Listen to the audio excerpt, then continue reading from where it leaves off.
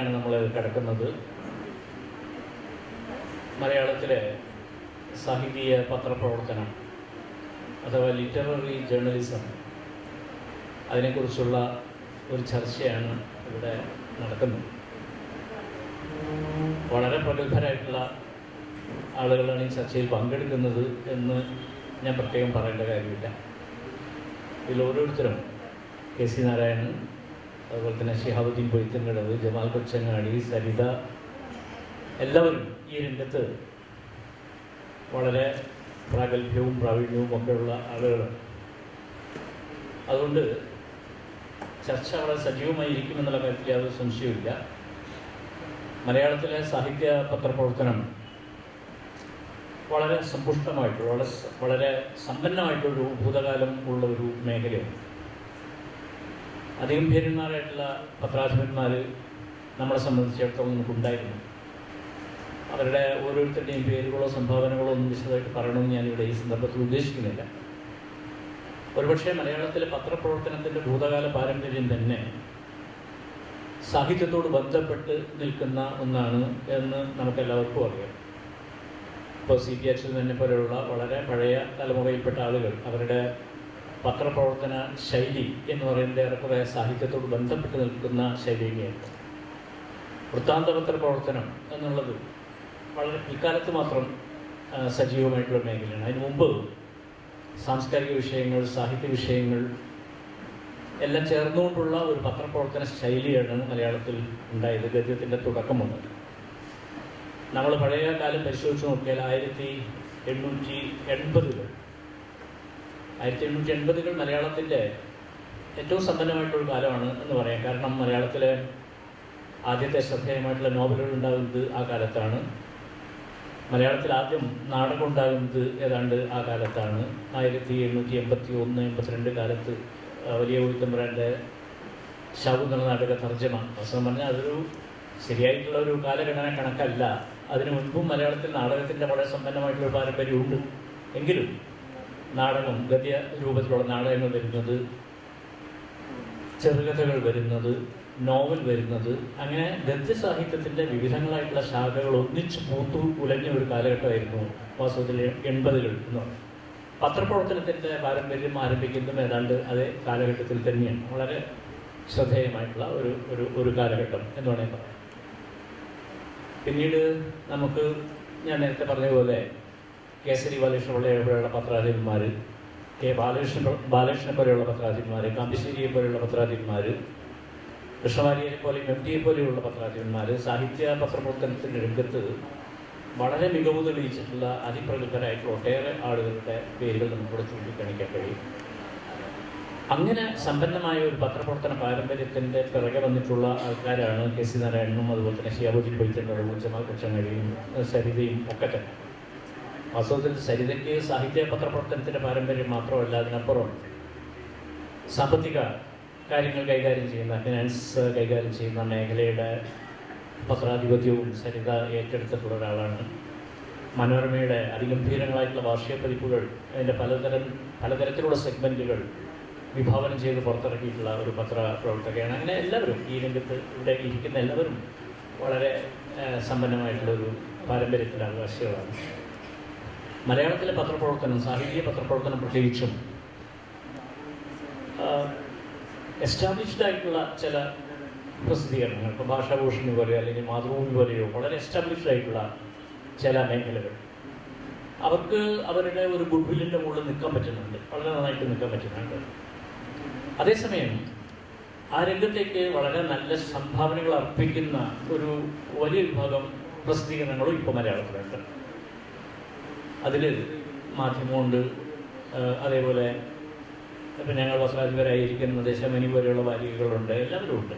മലയാളമുണ്ട്, കലാകൗമുദിയുണ്ട്, ഭാഷാഭൂഷണിയുണ്ട്, എല്ലാവരും ഉണ്ട് ഈ രംഗത്ത് നിൽക്കുന്നവരായിട്ട്. പക്ഷേ നമ്മൾ നേരിടുന്ന ഒരു വലിയ വെല്ലുവിളി പഴയ കാലത്തെ പോലെ സാഹിത്യ പത്രപ്രവർത്തനം മുന്നോട്ട് കൊണ്ടുപോകേണ്ടത് എങ്ങനെ. ഇപ്പോൾ സമാന്തരമായിട്ടുള്ള നല്ല ശക്തമായിട്ടുള്ള സാമൂഹ്യ മാധ്യമങ്ങളുടേതായിട്ടുള്ള സോഷ്യൽ മീഡിയയുടേതായിട്ടുള്ള രംഗവും അവിടെ ഉണ്ട്. അവർ നന്നായിട്ട് എഴുതിക്കൊണ്ടിരിക്കുന്നു, നല്ല കവിതകൾ വരുന്നു, നല്ല കഥകൾ വരുന്നു, വളരെ ക്രിയേറ്റീവായിട്ടുള്ള ഒരുപാട് മെറ്റീരിയലുകൾ നമ്മുടെ സമാന്തരമായിട്ടുള്ള സോഷ്യൽ മീഡിയകൾ വരുന്നുണ്ട്.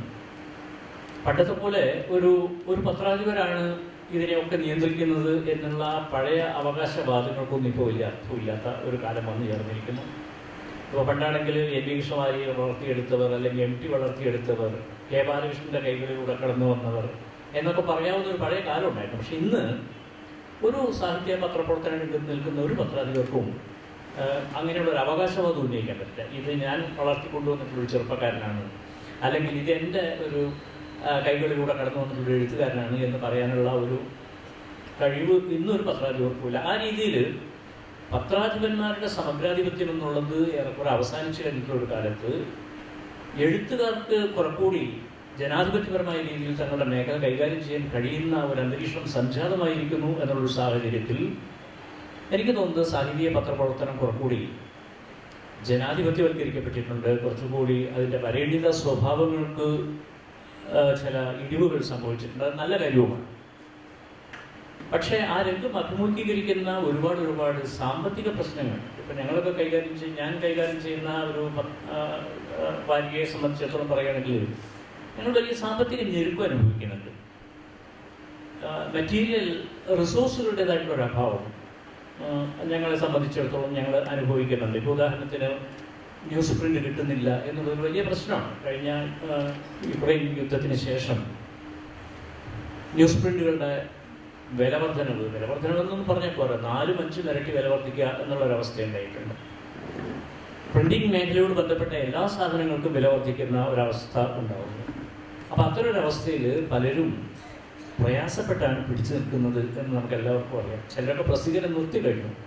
ഷിഹാബ് പത്രാധിപരായിരുന്ന ഒരുപക്ഷെ ഷിഹാബിൻ്റെ കാലത്താണ് ഏറ്റവും ശ്രദ്ധേയമായ രീതിയിൽ അത് മുന്നോട്ട് വന്നത് ചന്ദ്രിക ആഴ്ചപ്പതിപ്പ് എന്ന് പറയുന്നത്. പണ്ട് CH കാലത്ത് ചന്ദ്രിക ഒരു ഒന്നാം തരം പ്രസിദ്ധീകരണമായി. ആ പഴയ കാല പ്രൗഢി ഷിഹാബിൻ്റെ കാലത്ത് തിരിച്ചു ഉദിച്ചു എന്നുള്ളൊരു വലിയ കാര്യമാണ്. വലിയ എഴുത്തുകാരെ കൊണ്ടുവന്നു CH കാലത്ത്. കോഴിക്കോട് പൊറ്റക്കാട്ടിനെ പോലെയുള്ള എഴുത്തുകാർ, PA മുഹമ്മദ് കോയെ പോലെയുള്ള എഴുത്തുകാർ, ഒരുപാട് വലിയ എഴുത്തുകാരെ കൊണ്ടുവന്നിട്ടുള്ളൊരു ഒരു പത്ര സ്ഥാപനമാണ് വാസ്തവത്തിൽ പഴയ ചന്ദ്രിക എന്ന് പറയുന്നത്. ആ ചന്ദ്രികയുടെ പഴയ പ്രൗഢി തിരിച്ചു പിടിച്ചിട്ടുള്ളത് ഷിഹാബിൻ്റെ കാലത്ത്. ജമാൽ കൊച്ചങ്ങാടി നമുക്കറിയാം, മാധ്യമത്തിൽ എത്രയോ എഴുത്തുകാർ അദ്ദേഹത്തോടുള്ള കടപ്പാട്, അദ്ദേഹത്തോടുള്ള തങ്ങളുടെ സ്നേഹ ബഹുമാനങ്ങൾ പ്രകടിപ്പിക്കുന്നത് ഞാൻ എപ്പോഴും കാണാറുള്ള ഒരു കാര്യമാണ്. അപ്പം അങ്ങനെയുള്ള ആ മേഖലയിൽ പ്രസിദ്ധീകരണങ്ങൾക്ക് പിടിച്ചു നിൽക്കാൻ പറ്റാത്ത ഒരു സാഹചര്യം പൊതുവെ സംജാതമാകുന്നുണ്ട്. വരിക്കാരുടെ അഭാവമുണ്ട്, റിസോഴ്സിൻ്റെ അഭാവമുണ്ട്, സോഷ്യൽ മീഡിയയുടെ കടന്നുകയറ്റമുണ്ട്. ഇതെല്ലാം ചേർന്ന് വലിയ ക്രൈസിസ് അനുഭവിക്കുന്ന ഒരു മേഖലയാണ് സാഹിത്യ പത്രപ്രവർത്തനത്തിൻ്റെ മേഖല എന്ന് നാം ഇപ്പോൾ തിരിച്ചറിയണം. മറ്റൊരു കാര്യം കൂടി ഞാൻ സൂചിപ്പിക്കാൻ ആഗ്രഹിക്കുന്നത്, സാഹിത്യ പത്രപ്രവർത്തനത്തിൻ്റെ രംഗത്ത് എന്താണ് വാസ്തവത്തിൽ സാഹിത്യ പത്രപ്രവർത്തനം എന്ന് പറഞ്ഞാൽ ഇപ്പോൾ പഴയ MTയുടെയും NPയുടെയും അല്ലെങ്കിൽ ബാലകൃഷ്ണൻ്റെയും ഒക്കെ കാലം പോകട്ടെ, ഇപ്പോൾ എന്താണ് എന്ന് ചോദിച്ചാൽ അതൊരു സാംസ്കാരിക പ്രവർത്തനമായിട്ട് മാറുകയാണ്. സാഹിത്യ പ്രവർത്തനം എന്നുള്ളതിൽ കവിഞ്ഞ് അല്ലെങ്കിൽ അതിനെ കുറച്ചുകൂടി വിശാലമാക്കി നമ്മുടെ സാഹിത്യ പത്രപ്രവർത്തനം സാംസ്കാരിക പ്രവർത്തനമായിട്ട് മാറുന്നു എന്നുള്ളതാണ് ഒരു പ്രധാനപ്പെട്ട കാര്യം. അതിൽ യാത്രകൾ വരുന്നുണ്ട്, സ്ത്രീകളോട് ബന്ധപ്പെട്ടുള്ള പ്രശ്നങ്ങൾ കൈകാര്യം ചെയ്യുന്നുണ്ട്, കളികൾ വരുന്നുണ്ട്, തൊഴിലവസരങ്ങൾ സൃഷ്ടിക്കപ്പെടുന്നതിനെക്കുറിച്ചുള്ള സാഹചര്യങ്ങൾ വരുന്നുണ്ട്. ഇതൊക്കെ ഏറെക്കുറെ ഒരു കുടക്കീഴിലാണ് കടന്നു വരുന്നത്. ഇതെല്ലാം ചേർന്നിട്ടുള്ള പ്രസിദ്ധീകരണ ശൈലിയിലേക്ക് സാഹിത്യ പത്രപ്രവർത്തനത്തിൻ്റെ മേഖല മാറുന്നുണ്ട് എന്ന് നമുക്ക് തിരിച്ചറിയാൻ പറ്റും. അങ്ങനെ നോക്കുമ്പോൾ എന്തൊരു മാറ്റമാണ് ഇപ്പോൾ സാഹിത്യ പത്രപ്രവർത്തനത്തിൻ്റെ മേഖലയ്ക്ക് വന്നു ചേർന്നിട്ടുള്ളത്? സാഹിത്യം എന്നുള്ള പരിമിതമായ ഒരു വലയത്തിനകത്ത് നിൽക്കാതെ അത് സാംസ്കാരികം എന്നുള്ള ഒരുപാട് വിഷയങ്ങളെ കൈകാര്യം ചെയ്യുന്ന മേഖലയിലേക്ക് അതെങ്ങനെയാണ് വഴിമാറിപ്പോയിട്ടുള്ളത്? ഇങ്ങനെയുള്ള ഒട്ടനവധി വിഷയങ്ങൾ നമുക്ക് ഈ ഒരു ചർച്ചയിൽ കൈകാര്യം ചെയ്യേണ്ടതായിട്ടുണ്ട്. ഇതിൽ ഓരോരുത്തരും വളരെ പ്രഗത്ഭരാണ് എന്നുള്ളത് കൊണ്ട് ഞാൻ കൂടുതൽ സമയം എനിക്ക് എടുക്കുന്നില്ല. ആദ്യമേ തന്നെ ഇതിൽ ഈ വിഷയത്തോട് ബന്ധപ്പെട്ട് സംസാരിക്കാൻ ഞാൻ ശ്രീ KC നാരായണനോട് അഭ്യർത്ഥിക്കുകയാണ്. വേദിയിലും സദസ്സിലുമുള്ള ആദരണീയരായ വ്യക്തികൾ, ഞാൻ 1984 സെപ്റ്റംബർ 23 മാതൃഭൂമി ആഴ്ചപ്പതിപ്പിൽ ജോയിൻ ചെയ്തു. അതിനു മുമ്പ് മാതൃഭൂമി വാരാന്തപ്പതിലുണ്ടായിരുന്നു. അപ്പോൾ KP മോഹൻ മാഷ് പറഞ്ഞു, അതിനോട് ഒരു വിയോജിപ്പ് ഞാൻ പറയാം. അദ്ദേഹം പറഞ്ഞു, ഞാൻ വളർത്തിക്കൊണ്ടുവന്ന എഴുത്തുകാർ എന്നുള്ള നിലയ്ക്ക് ഒരു പത്രാധിപർക്ക് ഇന്ന് അധികമൊന്നും അവകാശപ്പെടാൻ ഉണ്ടാവില്ല. വളരെ ശരിയാണ്. പക്ഷേ എനിക്ക് നേരിടേണ്ട വെല്ലുവിളി അതായിരുന്നില്ല. പുതിയ എഴുത്തുകാരെ കണ്ടെത്തുക എന്നുള്ളതല്ല, എഴുത്തുകാരിൽ നിന്ന് അവർ പോലും ആലോചിക്കാത്ത സാധനം കടഞ്ഞ് ഉണ്ടാക്കിയെടുക്കുക എന്നുള്ളതായിരുന്നു വലിയ പ്രയാസമാണ്. അവർ പിന്നെ അത് തന്നെ ആലോചിച്ചിട്ടുണ്ടാവും. ഞാൻ ഒരൊറ്റ ഉദാഹരണം പറയാം. ഈ മാതൃഭൂമി ആഴ്ചവെപ്പിൻ്റെ സർക്കുലേഷൻ അന്ന് വളരെ കഷ്ടമായിരുന്നു. ഓരോ ആഴ്ചയും 1000 കോപ്പി വീഴുക. അപ്പോൾ അന്നാണ് മാധവിക്കുട്ടിയുടെ മകനും ബാലാമണിയമ്മയുടെ പൗത്രനുമായ MD നാലപ്പാട്ട് ചാർജ് എടുക്കും. അപ്പോൾ അദ്ദേഹം എന്നെ വിളിച്ച് പറഞ്ഞു, തന്നെ ഞാൻ ഈ ആഴ്ചവെപ്പിൻ്റെ ചുമതല ഏൽപ്പിക്കുകയാണ്. ഞാനത് അന്താളിച്ചു. എനിക്ക് 32 വയസ്സാണ്. ഈ വലിയ ഭാരം ചുമക്കാൻ എൻ്റെ തോളിന് ശക്തി ഉണ്ടാവുമെന്ന് ഞാൻ പേടിച്ചു. അത് സാരില്ല, അതൊക്കെ ശരിയാവുമെന്ന് പുള്ളി പ്രോത്സാഹിപ്പിച്ചു. പക്ഷെ 3 കണ്ടീഷൻസ് പറഞ്ഞു. എനിക്ക് ഇതിൻ്റെ റെസ്പെക്റ്റബിലിറ്റിയും പ്രസ്റ്റീജും അതുപോലെ നിലനിർത്തണം. കാരണം ഞങ്ങളുടെ വീട്ടിലൊക്കെ മാതൃഭൂമി ദിനപത്രത്തിനേക്കാളൊക്കെ അധികം ബഹുമാനത്തോടുകൂടിയും ആദരത്തോടുകൂടിയും കണ്ടിരുന്നതാണ് മാതൃഭൂമി ആഴ്ചവെപ്പ്. അത് കുറയാതെ നോക്കണം. പിന്നെ ഇത് 1,00,000 കോപ്പി ഇതൊന്ന് സ്റ്റെബിലൈസ് ചെയ്തതാണ്. പിന്നെ താൻ പ്രതിഫലം നിശ്ചയിക്കുക, അതൊക്കെ തൻ്റെ പണി. ഈ 3 കണ്ടീഷൻസാണ് അദ്ദേഹം പറഞ്ഞത്. അപ്പോൾ ഞാൻ ചാർജ് എടുത്തു. 6 മാസം കഴിഞ്ഞു. 6 മാസം കഴിഞ്ഞിട്ടും തുടർച്ചയായിട്ട് ഇത് വീഴുക. പഠിച്ച പണി 18 നോക്കി ഒന്നും ആയില്ല. അപ്പം ഞാൻ ഈ പത്രത്തിലുള്ള ആളുകളെ എല്ലാവരും ഒരു യോഗം വിളിച്ചു, എന്തെങ്കിലും സജഷൻസ് ഉണ്ടോ? ആർക്കും സജഷൻസ് പറയാം.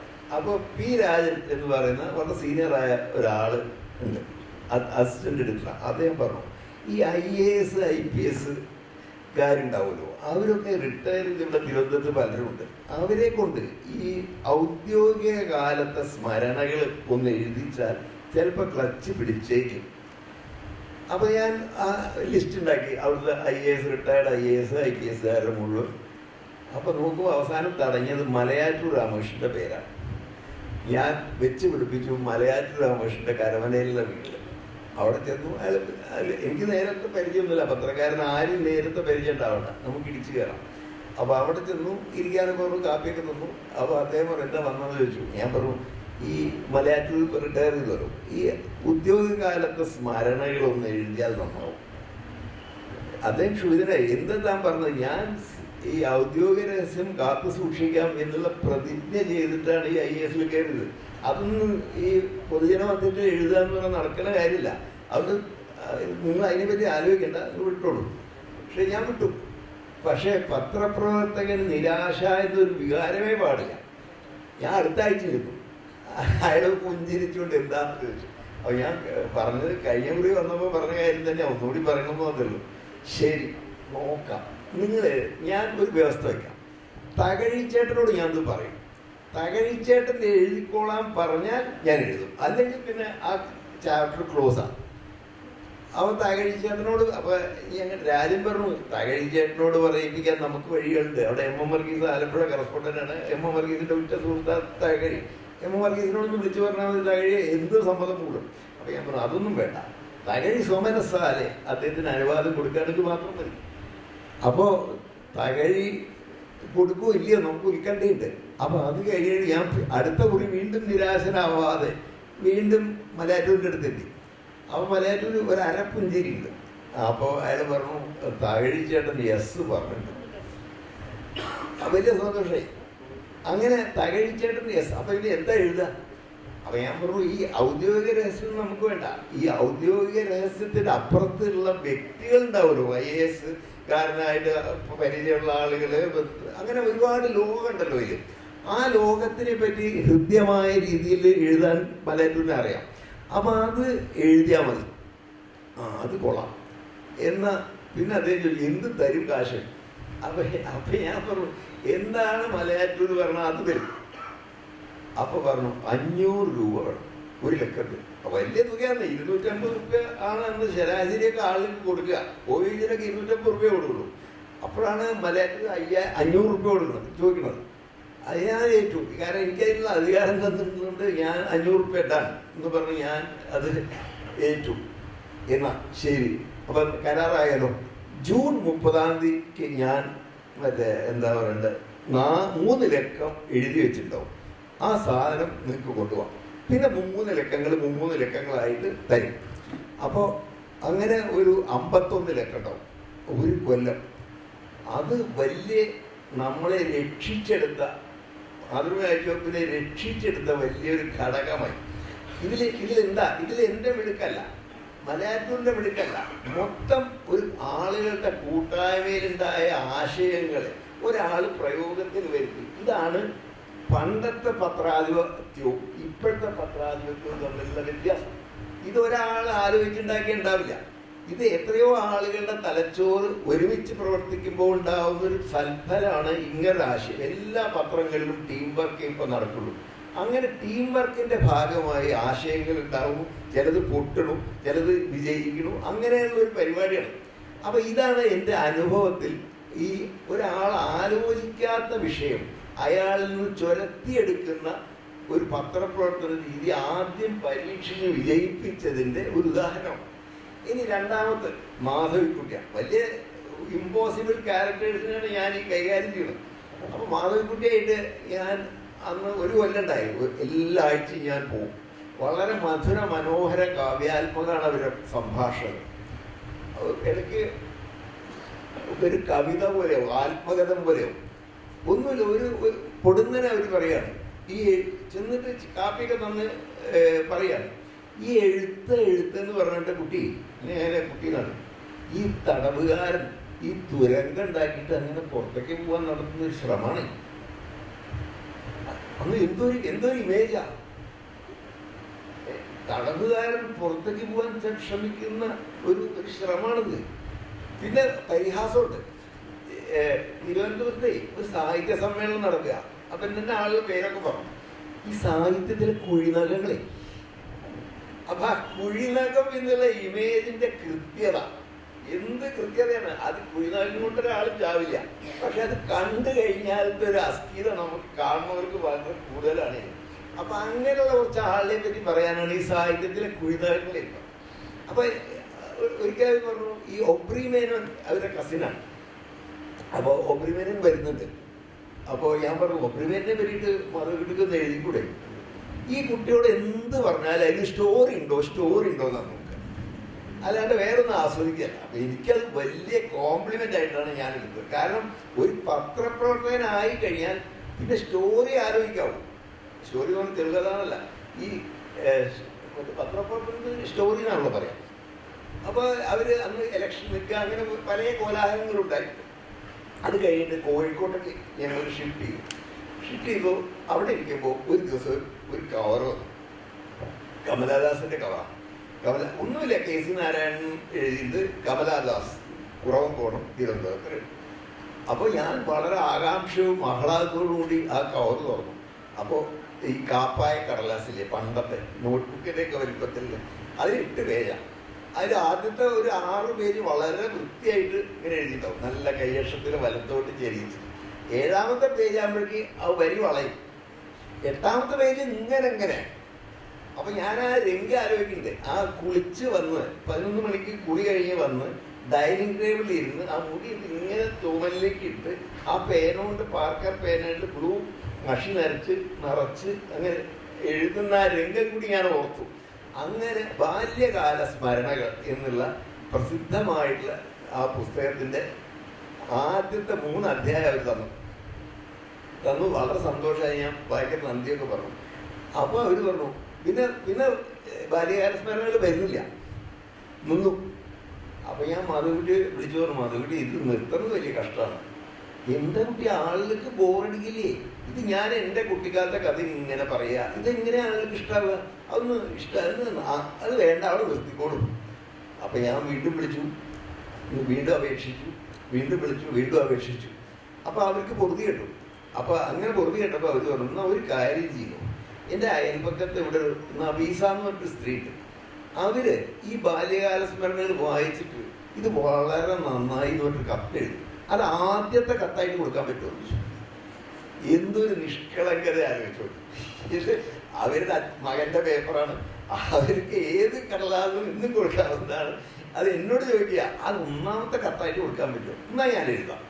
അത്ര നിഷ്കളങ്കമായിട്ടുള്ള ഒരു ലോകത്തിലാണ് അവർ ജീവിക്കുന്നത്. അപ്പം അത് വലിയ വലിയ വിജയമായി. ഈ മറ്റേ എന്താ പറയുക, ബാല്യകാല സ്മരണകളും ഇതും അതെ, ബാല്യകാല സ്മരണകൾ നിർത്താൻ പോകുന്ന ഒരു സാധനത്തിനെ ഞാൻ റീകിൻഡിൽ ചെയ്ത് പുനരുജ്ജീവിപ്പിച്ച് ഇങ്ങനെ കൊണ്ടുവന്ന രണ്ട്. ഈ മൂന്നാമത്തെ ഉദാഹരണം ഈ ഭാഷാഭൂഷയില. അത് ഈ എഴുത്തുകാരുടെ ദേശം എന്നൊരു പരമ്പര തുടങ്ങി. അത് ആദ്യം സക്കറിയാണ്. സക്കറിയെ ഞാൻ ഉരുളികുന്നം എന്ന് പറഞ്ഞ പ്രദേശത്ത്, അതാണ് അയാളുടെ പ്രദേശം, അവിടെ കൊണ്ടുപോകുക മാത്രമല്ല, അധികം നടന്നു, ചുറ്റി നടന്നു. ഒരു വലിയ വഴിക്ക് മുമ്പിലുള്ള ഒരു വലിയ ഉരുണ്ട പാറയുണ്ട്. അവിടെ അതിൻ്റെ മുകളിൽ കുന്നിച്ചിരുത്തി വിക്ടർ ജോർജിന് ഭയങ്കര പാട്ടമൊക്കെ എടുത്തു. അത് കഴിഞ്ഞിട്ട് അയാൾ നല്ലൊരു ലേഖനം തന്നു. അത് 64 എഴുത്തുകാർ അവരവരുടെ ദേശത്തിനെയും മണ്ണിനെയും നാടിനെയും അവിടുത്തെ നടപ്പിനെയും ജീവിതത്തെയും കുറിച്ചൊക്കെ എഴുതുന്ന ഒരു പരമ്പരയും. അത് നല്ല 64 എത്രയാ, 12, 15, 65 കൊല്ലം ഈ പരമ്പര ഓടി. അപ്പം അതൊക്കെ ഒരു പത്രപ്രവർത്തന നിലയ്ക്ക് എനിക്ക് വലിയ സന്തോഷം ഉണ്ടാക്കിയ കാര്യം. അങ്ങനെ ഒരു വിജയം. ഇനി ഇതൊക്കെ കഴിഞ്ഞിട്ട് ഏറ്റവും ബുദ്ധിമുട്ടുള്ള ഒരു കാര്യമാണ് MT വാസുദേവനെ കൊണ്ട് എഴുതിക്കാം. അത് വളരെ ബുദ്ധിമുട്ട് തന്നെയാണ്. അത് ഞാൻ ഒരു ദിവസം, അത് ഈ മനോരമ വാർഷികത്തിനും ഭാഷാഭൂഷണത്തിലും ഒക്കെ വേണ്ടിയിട്ടാണ് എഴുതിച്ചത്. അപ്പോൾ ഞാൻ ഒരു ദിവസം അവിടെ വെറുതെ ചെന്നു കഴിഞ്ഞാൽ അവിടെ ഇരിക്കാൻ തന്നെ ഉള്ളൂ, വേറെ ഒന്നുമില്ല. 1 മണിക്കൂർ ഇരുന്നു. MT അവിടെ ഇരുന്നു. ഞാൻ പോകാമെന്ന് പറഞ്ഞു. ആന്ന് പറഞ്ഞു. അങ്ങനെ പോകുന്നു. പിന്നത്തെ കൊല്ലവും പോയി. അപ്പൊ ഞാനിങ്ങനെ പറഞ്ഞു, ഈ പ്രേം നസീറിനെ പറ്റിയൊക്കെ MTക്ക് പരിചയം ഉണ്ടാവുമല്ലോ. അപ്പൊ അദ്ദേഹത്തിന്റെ ലേശം അദ്ദേഹത്തിന് കിട്ടി. പ്രേം നസീറിനെ പറ്റി ചില കാര്യങ്ങളൊക്കെ എന്നോട് പറഞ്ഞു. MT ഇത് എഴുതുന്നത് നന്നാവില്ലേ, ആലോചിക്കാം എന്ന് പറഞ്ഞു. ആലോചിക്കാം എന്ന് പറഞ്ഞത് തന്നെ നമുക്ക് വലിയൊരു ആനന്ദം. അത് കഴിഞ്ഞിട്ട് പിന്നെ അത് ആലോചിച്ചു. അത് ഒന്നും പറയാതെ അടുത്ത ഒരു ആഴ്ചയിൽ അത് എഴുതി തന്നു. അത് എഴുതി തന്നത് വലിയ കാര്യം. പിന്നെ എല്ലാ കൊല്ലവും എഴുതാൻ തരും. സിനിമാ ചരിത്രം, ചിത്രത്തെരുവുകൾ എന്നുള്ള പുസ്തകം അദ്ദേഹം എഴുതി. ആ ചിത്രത്തെരുവുകളിൽ 10, 11, 12 സിനിമാ പ്രവർത്തകരുമായിട്ടുള്ള ഈ അനുഭവങ്ങളാണ്. അത് ശോഭന പരമേശ്വരൻ നായരുണ്ട്, അങ്ങനെ ഒരുപാട് ആളുണ്ട്. ആ 11ാമത്തെ ആൾ കഴിയപ്പോൾ MT പറഞ്ഞു നിർത്താം. അപ്പോൾ ഞാൻ പറഞ്ഞു, MT നിർത്താമെന്ന് പറഞ്ഞ് എന്താ, ഇനി അത് വായനക്കാർ ധാരാളമാണല്ലോ, നിർത്തണ്ടല്ലോ. അല്ല, ഇനി ഒരാളെ പറ്റിയും എനിക്ക് നല്ലത് പറയാനില്ല. സിനിമയിൽ എനിക്ക് ഈ 11 ആളെ കുറിച്ചല്ലാതെ ഒരാളെ പറ്റിയും നല്ലത് പറയാനില്ല. അതുകൊണ്ട് ഈ നല്ലത് പറയാൻ കഴിയുന്ന അവസരത്തിൽ ഇത് നിർത്തുക ഭേദം എന്ന് പറഞ്ഞിട്ട് അത് നിർത്തി. ശരി, അത് കഴിഞ്ഞു. ഞാൻ പിന്നെ അദ്ദേഹത്തിനെ ഈ അകിട്ടിൽ മുട്ടിക്കൊണ്ടേയിരുന്നു. അപ്പൊ പിന്നെ നമുക്കിത് മാസിക നടത്തണ്ടേ. അപ്പോൾ ഞാൻ പറഞ്ഞു, ഇനി ആത്മകഥ എഴുതാം. ആത്മകഥയൊക്കെ എൻ്റെ കഥയിലുള്ള കഴിഞ്ഞു. എല്ലാ കഥയിൽ കൂട്ടി വെച്ചാൽ എൻ്റെ ആത്മകഥയാണ്. അവിടെ വേറൊരു ആത്മകഥ എഴുതാനൊന്നും ഞാൻ ആലോചിക്കില്ല. പക്ഷെ അതുകൊണ്ടൊന്നും നമ്മൾ വിടില്ല. ഇതാണ് ഈ പത്രപ്രവർത്തകന്റെ ഈ പെർസീവിയറൻസ് പറയുന്നത്. നിങ്ങൾ വിടാൻ പാടില്ല. അപ്പൊ പിന്നെയും പോയിട്ട് അങ്ങനെ മാഷന്മാരെ പറ്റി പറഞ്ഞു. അതായത് വാനപ്രസ്ഥം ഇറങ്ങിയ കാലം. അപ്പോൾ വാനപ്രസ്ഥത്തിലെ അധ്യാപകരെ പറ്റിയൊക്കെ പറഞ്ഞപ്പോൾ MT പറഞ്ഞു, വാനപ്രസ്ഥത്തിൽ അതൊക്കെ ശരിയാണ്. ഒരു അധ്യാപകരുടെ പരമദരിദ്രരാണ് അന്നത്തെ അധ്യാപകരൊക്കെ. എൻ്റെ ഒപ്പം 3 അധ്യാപകർ താമസിച്ചത്.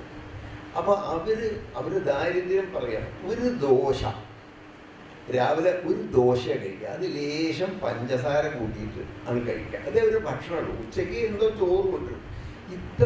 കാരണം വീട്ടിലേക്ക് അവർക്ക് അയച്ചു കൊടുക്കണം.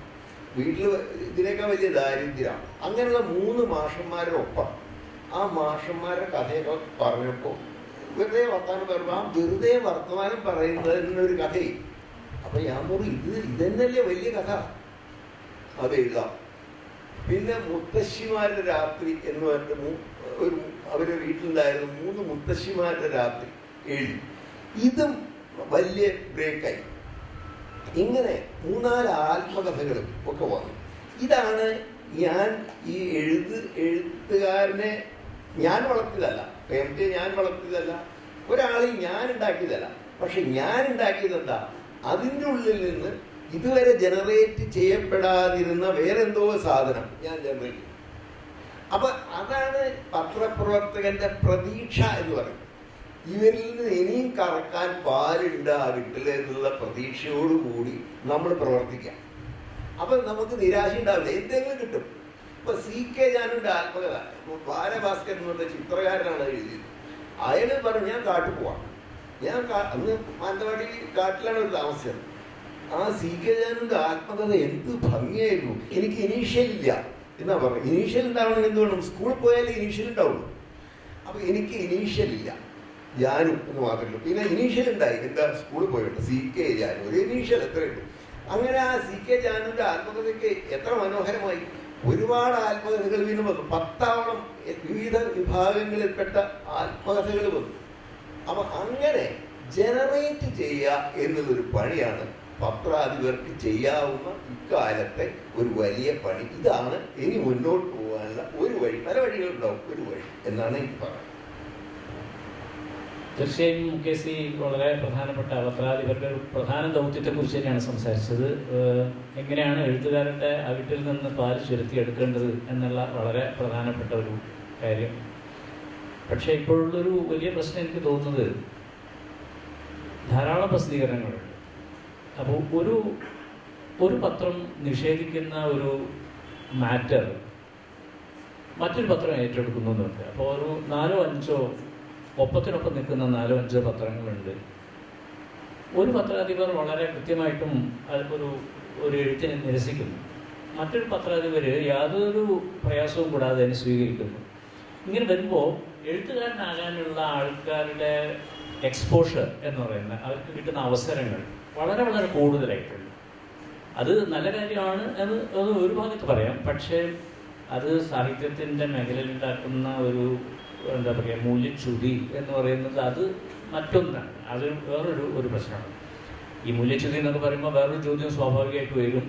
എങ്ങനെയാണ് നിങ്ങൾ മൂല്യം നിശ്ചയിക്കുന്നത്? എന്താണ്, എന്ത് വെച്ച് അളന്നു നോക്കിയിട്ടാണ് നിങ്ങളിതൊക്കെ ചെയ്യുന്നത്? പഴയ പാരമ്പര്യത്തിൻ്റെ അളവുകോലുകളാണോ, പുതിയ പാരമ്പര്യത്തിൻ്റെ അളവുകോലുകളാണോ? ഇങ്ങനെയൊക്കെയുള്ള ചോദ്യങ്ങൾ ധാരാളമുണ്ട്. അപ്പോൾ ആരുടെ അടുത്ത് പോകണം, ആരിൽ നിന്ന് വസ്തുതകൾ സ്വീകരിക്കണം, ഇതൊരു വളരെ പ്രധാനപ്പെട്ട ഒരു പ്രശ്നം തന്നെയാണ്. പത്രാധിപരെ സംബന്ധിച്ചിടത്തോളം വളരെ മനോഹരമായിട്ട് തൻ്റെ അനുഭവങ്ങൾ കേസ് വിവരിക്കുന്നു. ഇതേ അനുഭവങ്ങൾ എനിക്ക് തോന്നുന്നത് ജമാലിനുണ്ടാവും എന്ന് ഞാൻ വിചാരിക്കുന്നു. ജമാൽ സംസാരിക്കുന്നു.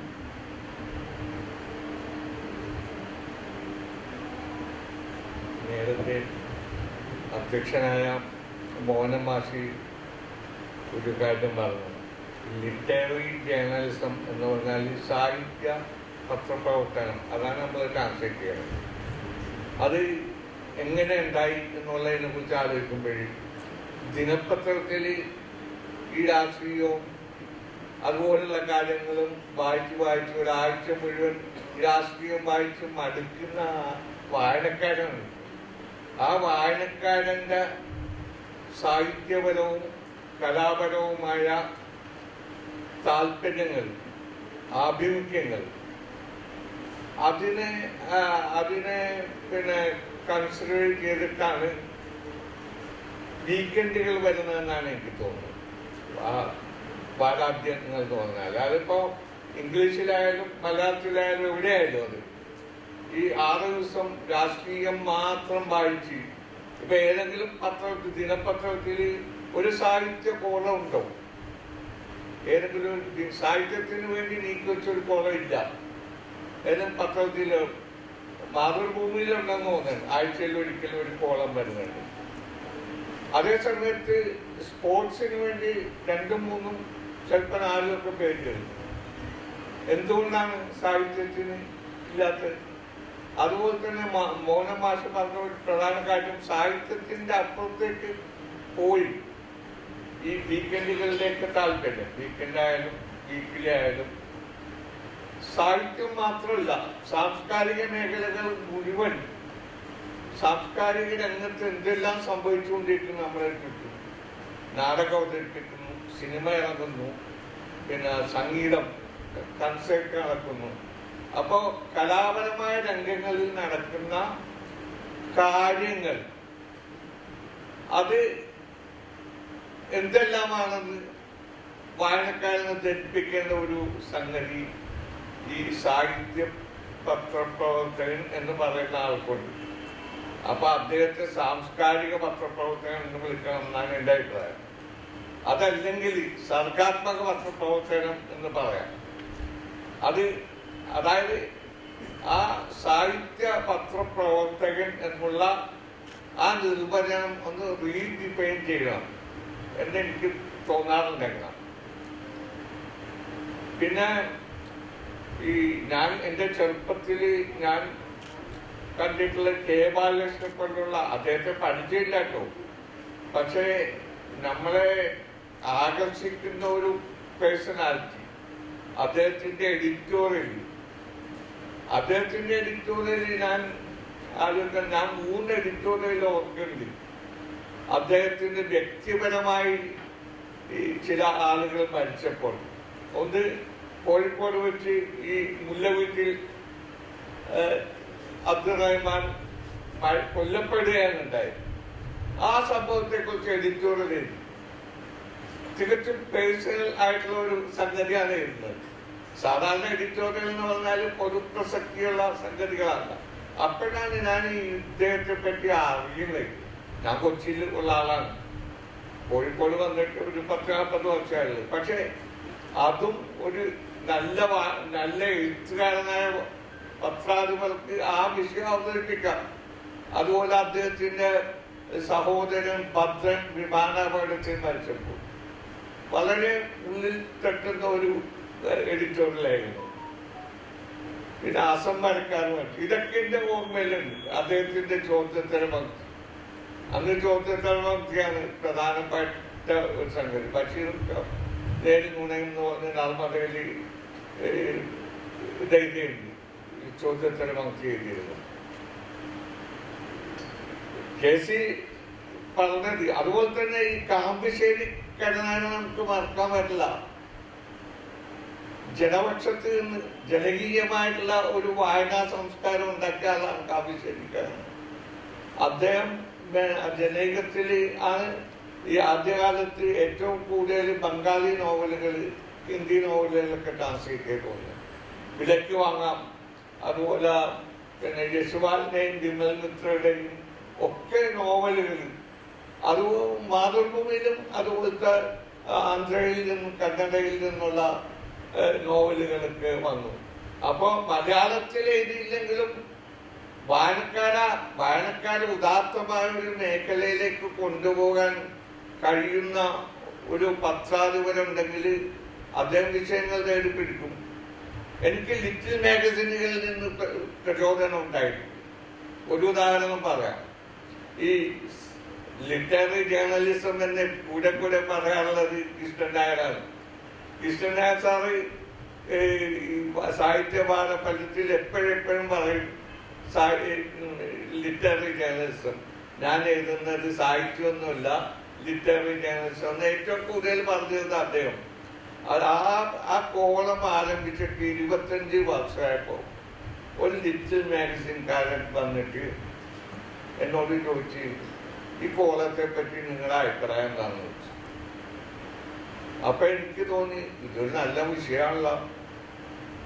ആ വിഷയം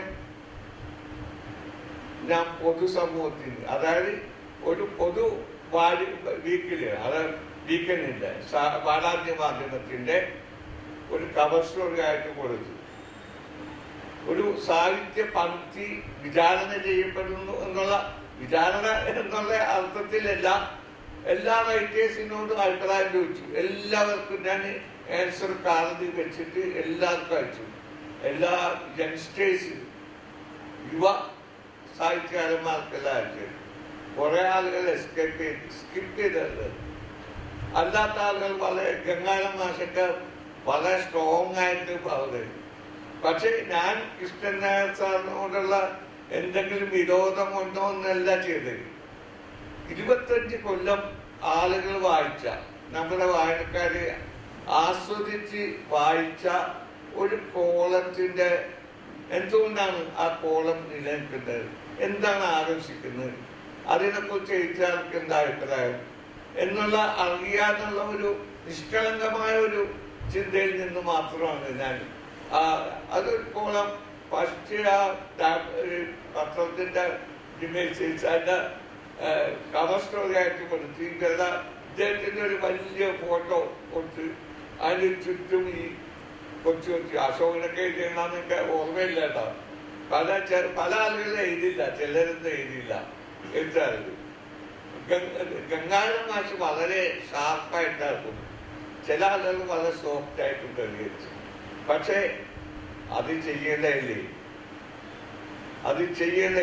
അതുപോലെ തന്നെ ഈ ലിറ്റിൽ മാഗസിന് പിന്നെ പ്രചോദനം സ്വീകരിച്ച് ഞാൻ വേറെ ഒരു കാര്യം. കാരണം ലിറ്റിൽ മാഗസിൻ എന്ന് പറഞ്ഞാൽ അങ്ങനെ മാർജിനലൈസ് ചെയ്ത ഒരു പത്രം, നമ്മള് മനുഷ്യരെ മാറ്റി നിർത്തണ പോലെ പത്രങ്ങളെയും മാറ്റി നിർത്താറുണ്ട്.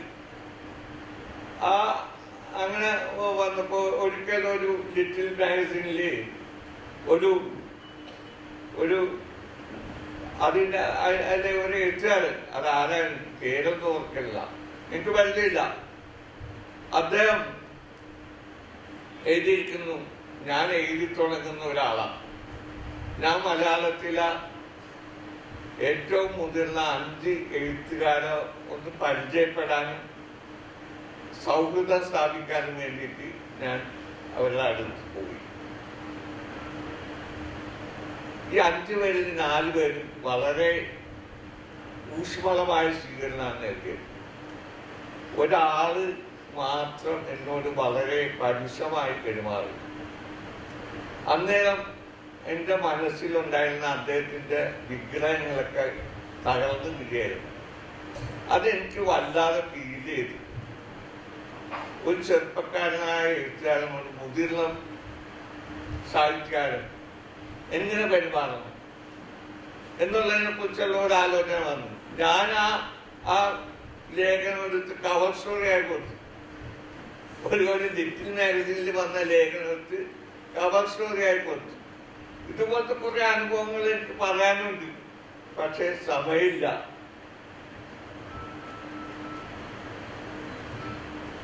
വാസ്തവം പറഞ്ഞാൽ ഇവിടെ പത്രാധിപ അനുഭവങ്ങൾ പറഞ്ഞാൽ തന്നെ ഒരുപാട് പറയാനുണ്ടാവും. കാരണം സാഹിത്യ പത്രപ്രവർത്തനത്തിൻ്റെ ഏതനുഭവവും ഓരോ എഴുത്തുകാരുമായിട്ട് ബന്ധപ്പെട്ടതിൻ്റെ അനുഭവം, എഴുതിച്ചതിൻ്റെ അനുഭവങ്ങൾ ഏതും വളരെ സന്തോഷകരമായിട്ടുള്ള അനുഭവങ്ങളായിരിക്കും. ആ കാര്യത്തിൽ യാതൊരു സംശയവുമില്ല.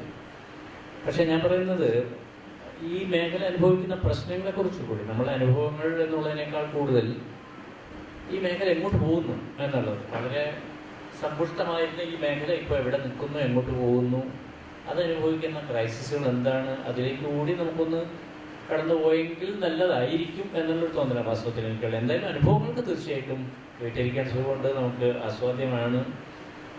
അത്തരം ഒരുപാട് അനുഭവങ്ങൾ, നല്ല അനുഭവങ്ങൾ, കൈപ്പേറിയ അനുഭവങ്ങളുള്ള ഒരാളാണ് ഷിഹാബുദ്ദീൻ വൈദ്യൻ്റെ ഇടവെന്ന് എനിക്ക് നന്നായിട്ട് അറിയാം. കാരണം അദ്ദേഹത്തിന് ഇതൊട്ടും തന്നെ സന്തോഷകരമായിട്ടുള്ള ഒരു അനുഭവമായിരുന്നില്ല തുടക്കം മുതൽക്ക് എന്ന് വളരെ വ്യക്തിപരമായിട്ട് അടുത്തറിയാവുന്ന ഒരു വ്യക്തിയാണ്. ബുദ്ധിമുട്ടി സാഹിത്യ പത്രപ്രവർത്തനം നടത്തിയിട്ടുള്ള ഒരു മനുഷ്യനാണ്. പക്ഷെ ചന്ദ്രികയിൽ വന്നപ്പോഴത്തേക്ക് അത് കുറച്ചുകൂടി സ്റ്റേബിളായിരുന്നു എന്നാണ് ഞാൻ വിചാരിക്കുന്നത്. ഷിഹാബിൻ്റെ അവസ്ഥ, പത്രാധിപര് തന്നെ വളരെ കഷ്ടപ്പെട്ടുകൊണ്ട് പത്രപ്രവർത്തനം നടത്തിയിരുന്ന ഒരു സാഹചര്യമാണ്. ഷിഹാബിൻ്റെ ആ പഴയകാല അനുഭവങ്ങളും എനിക്ക് തോന്നുന്നു വളരെ ഹൃദ്യമായിട്ടുള്ള അനുഭവങ്ങളായിരിക്കും.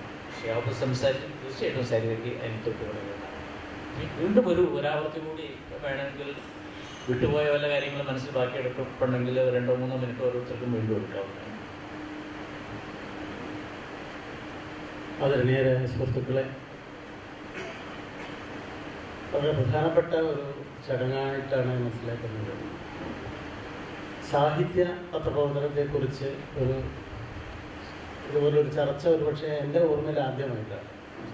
ഒരു പത്രപ്രവർത്തനത്തെക്കുറിച്ചൊക്കെ പറയാറുണ്ടെങ്കിലും സാഹിത്യ പത്രപ്രവർത്തനം എന്ന് പറഞ്ഞൊരു വലിയ തരത്തിലുള്ള ഒരു സാംസ്കാരിക നിർമ്മിതിയുടെ ഒരു മേഖല കൂടിയാണ് ഇപ്പോൾ.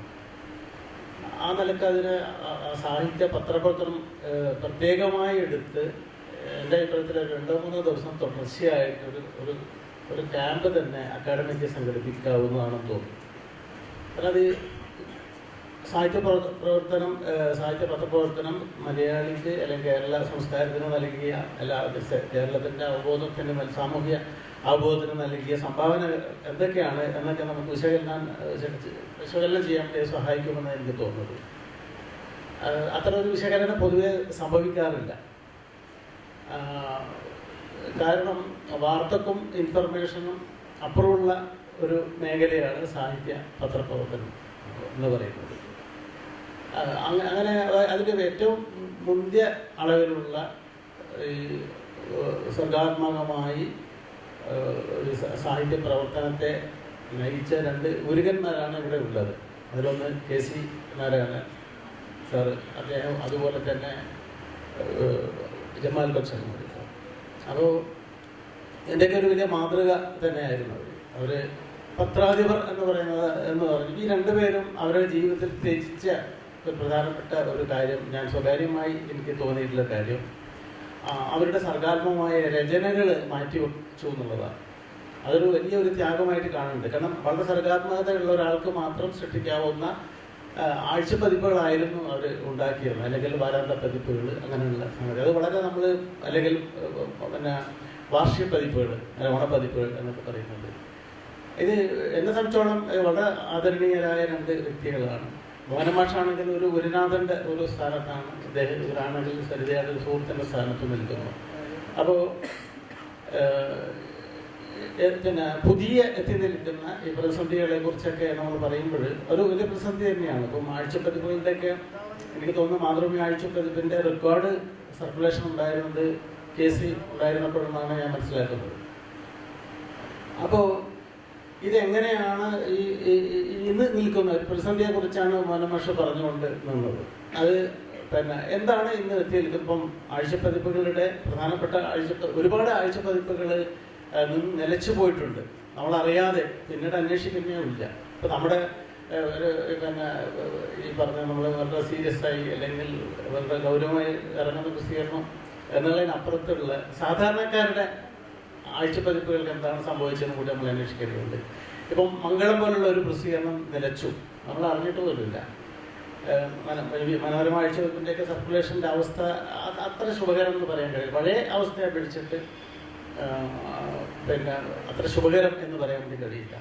അപ്പോൾ ഈ പ്രതിസന്ധി എങ്ങനെയാണ് ഭാവിയിൽ സാഹിത്യ പത്രപ്രവർത്തനം എന്ന ഒരു ശാഖ മലയാളത്തിലിരുന്ന് അന്യം നിന്ന് പോകുമോ എന്നൊക്കെ നമ്മൾ ആലോചിക്കേണ്ട ഒരു സമയമാണ്. അതിൻ്റെ ഒന്ന് പ്രധാനപ്പെട്ട ഒരു കാര്യം മാറിയ സാങ്കേതിക പിന്നെ ഇത് തന്നെയാണ്. ഇൻഫർമേഷൻ ടെക്നോളജിയും അല്ലെങ്കിൽ സൈബർ സ്പേസിൻ്റെയൊക്കെ ശൂന്യാകാശത്ത് നിന്ന് നിയന്ത്രിക്കുന്ന തരത്തിലുള്ള ഒരു സെൻസിബിലിറ്റി നമ്മുടെ പിന്നെ മലയാളി ഇതിൽ എത്തിക്കഴിഞ്ഞു. അപ്പം അതിനോടൊപ്പം മത്സരിക്കുന്നതിൽ സാഹിത്യ പത്രപ്രവർത്തനം പരാജയപ്പെട്ടു എന്നാണ് എനിക്ക് പറയാനുള്ളത്.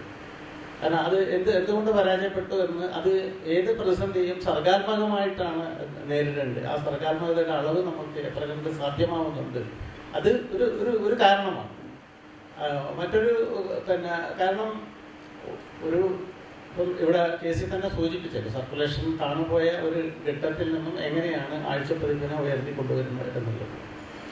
അപ്പോൾ ഞാനൊരു ഒരു ലേഖനം പിന്നെ കേസി ഉള്ള കാലത്ത് ഭാഷാഭൂഷണിൽ അയച്ചിരുന്നു.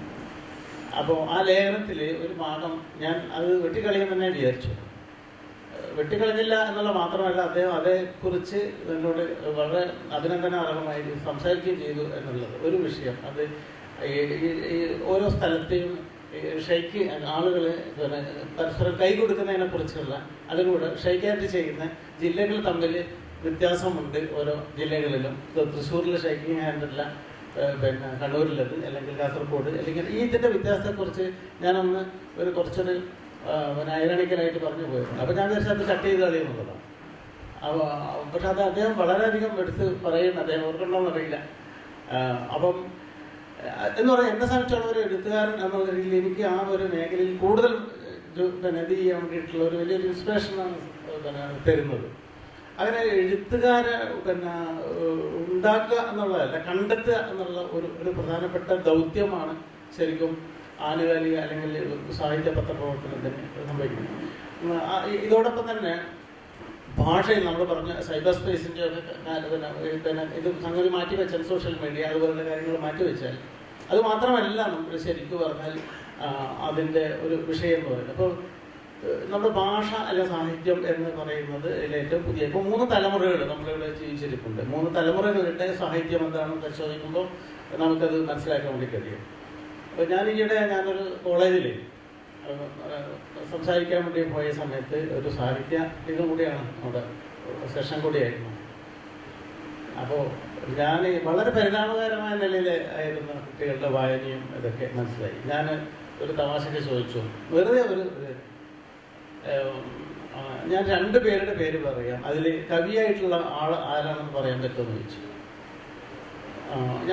ഞാൻ കുറച്ച് കടുങ്കൈയായി പോകാൻ തോന്നിയെങ്കിലും ഞാൻ പറഞ്ഞ വള്ളപ്പള്ളി നടേശൻ, വൈലോപ്പള്ളി ശ്രീധരൻ മേനോൻ.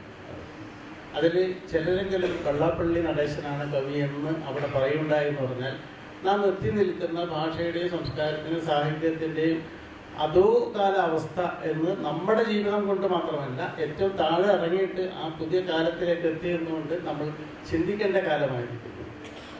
ഇപ്പോൾ എൻ്റെ വീട്ടിലടക്കമുള്ള എൻ്റെ കുട്ടികളൊക്കെ ഞാൻ പരമാവധി വായിക്കാനും വായിപ്പിക്കാനൊക്കെ അത്യാവശ്യമൊക്കെ അവർക്ക് മലയാളം വായിക്കാനും ഒക്കെ ഉള്ള സംവിധാനം ഒരുക്കിയിട്ടുണ്ട്. ഒരു ചെറിയ ലൈബ്രറിയൊക്കെ വീട്ടിലൊക്കെ ഉണ്ടാക്കിയിട്ടുണ്ട്. അവർ വായിക്കൊക്കെ ചെയ്തു കുട്ടിക്കാലത്ത്. പക്ഷേ മുതിർന്നു കഴിഞ്ഞപ്പോൾ കൂടി അവരുടെ വായനകൾ അസ്തമിക്കുന്നതാണ് കാണുന്നത്, അല്ലെങ്കിൽ ആ തരത്തിലുള്ള വായനകൾ എന്ന് പറയുന്നത്. അപ്പോൾ ഇപ്പം ഞാൻ വീട്ടിലിടുന്ന പത്രത്തിൽ മൂത്ത ആൾ ആ പത്രം എടുക്കുന്ന എങ്ങനെ നോക്കും, അവനും മൊത്തം ഇങ്ങനെ നോക്കി തിരിച്ച് ഒരു കമിഴ്ത്തലാണ്. കാരണം അവിടെ സ്പോർട്സ് ക്രിക്കറ്റിൻ്റെയും കാര്യങ്ങളൊക്കെ ഉണ്ട്. അവനതൊക്കെ അത് അത്യാവശ്യമൊക്കെ വായിച്ച് കടന്നു പോകും. പിന്നെ കുറച്ച് കഴിയുമ്പോൾ രണ്ടാമൻ വരുന്നു, അവനിത് ഫ്രണ്ട് തന്നെ നോക്കുന്നില്ല. കാരണം ഇവിടെ മൊത്തത്തിൽ ഇന്ത്യയിൽ അണുബോംബ് ഇടാൻ പോവുകയാണെന്നുള്ള തീയതി ഒക്കെ അടക്കമുള്ള വാർത്ത അങ്ങനെ പോലെ കാണില്ല. ഇങ്ങനെ ഇടുന്നു, അവൻ ഉടനെ ഇത് തിരിച്ച് നേരെ ഇതിലേക്ക് പോകുന്നു. പക്ഷെ മറ്റേയാൾ വായിച്ച അത്ര ഡീറ്റെയിൽ ആയിട്ട് വായിക്കുന്നില്ല.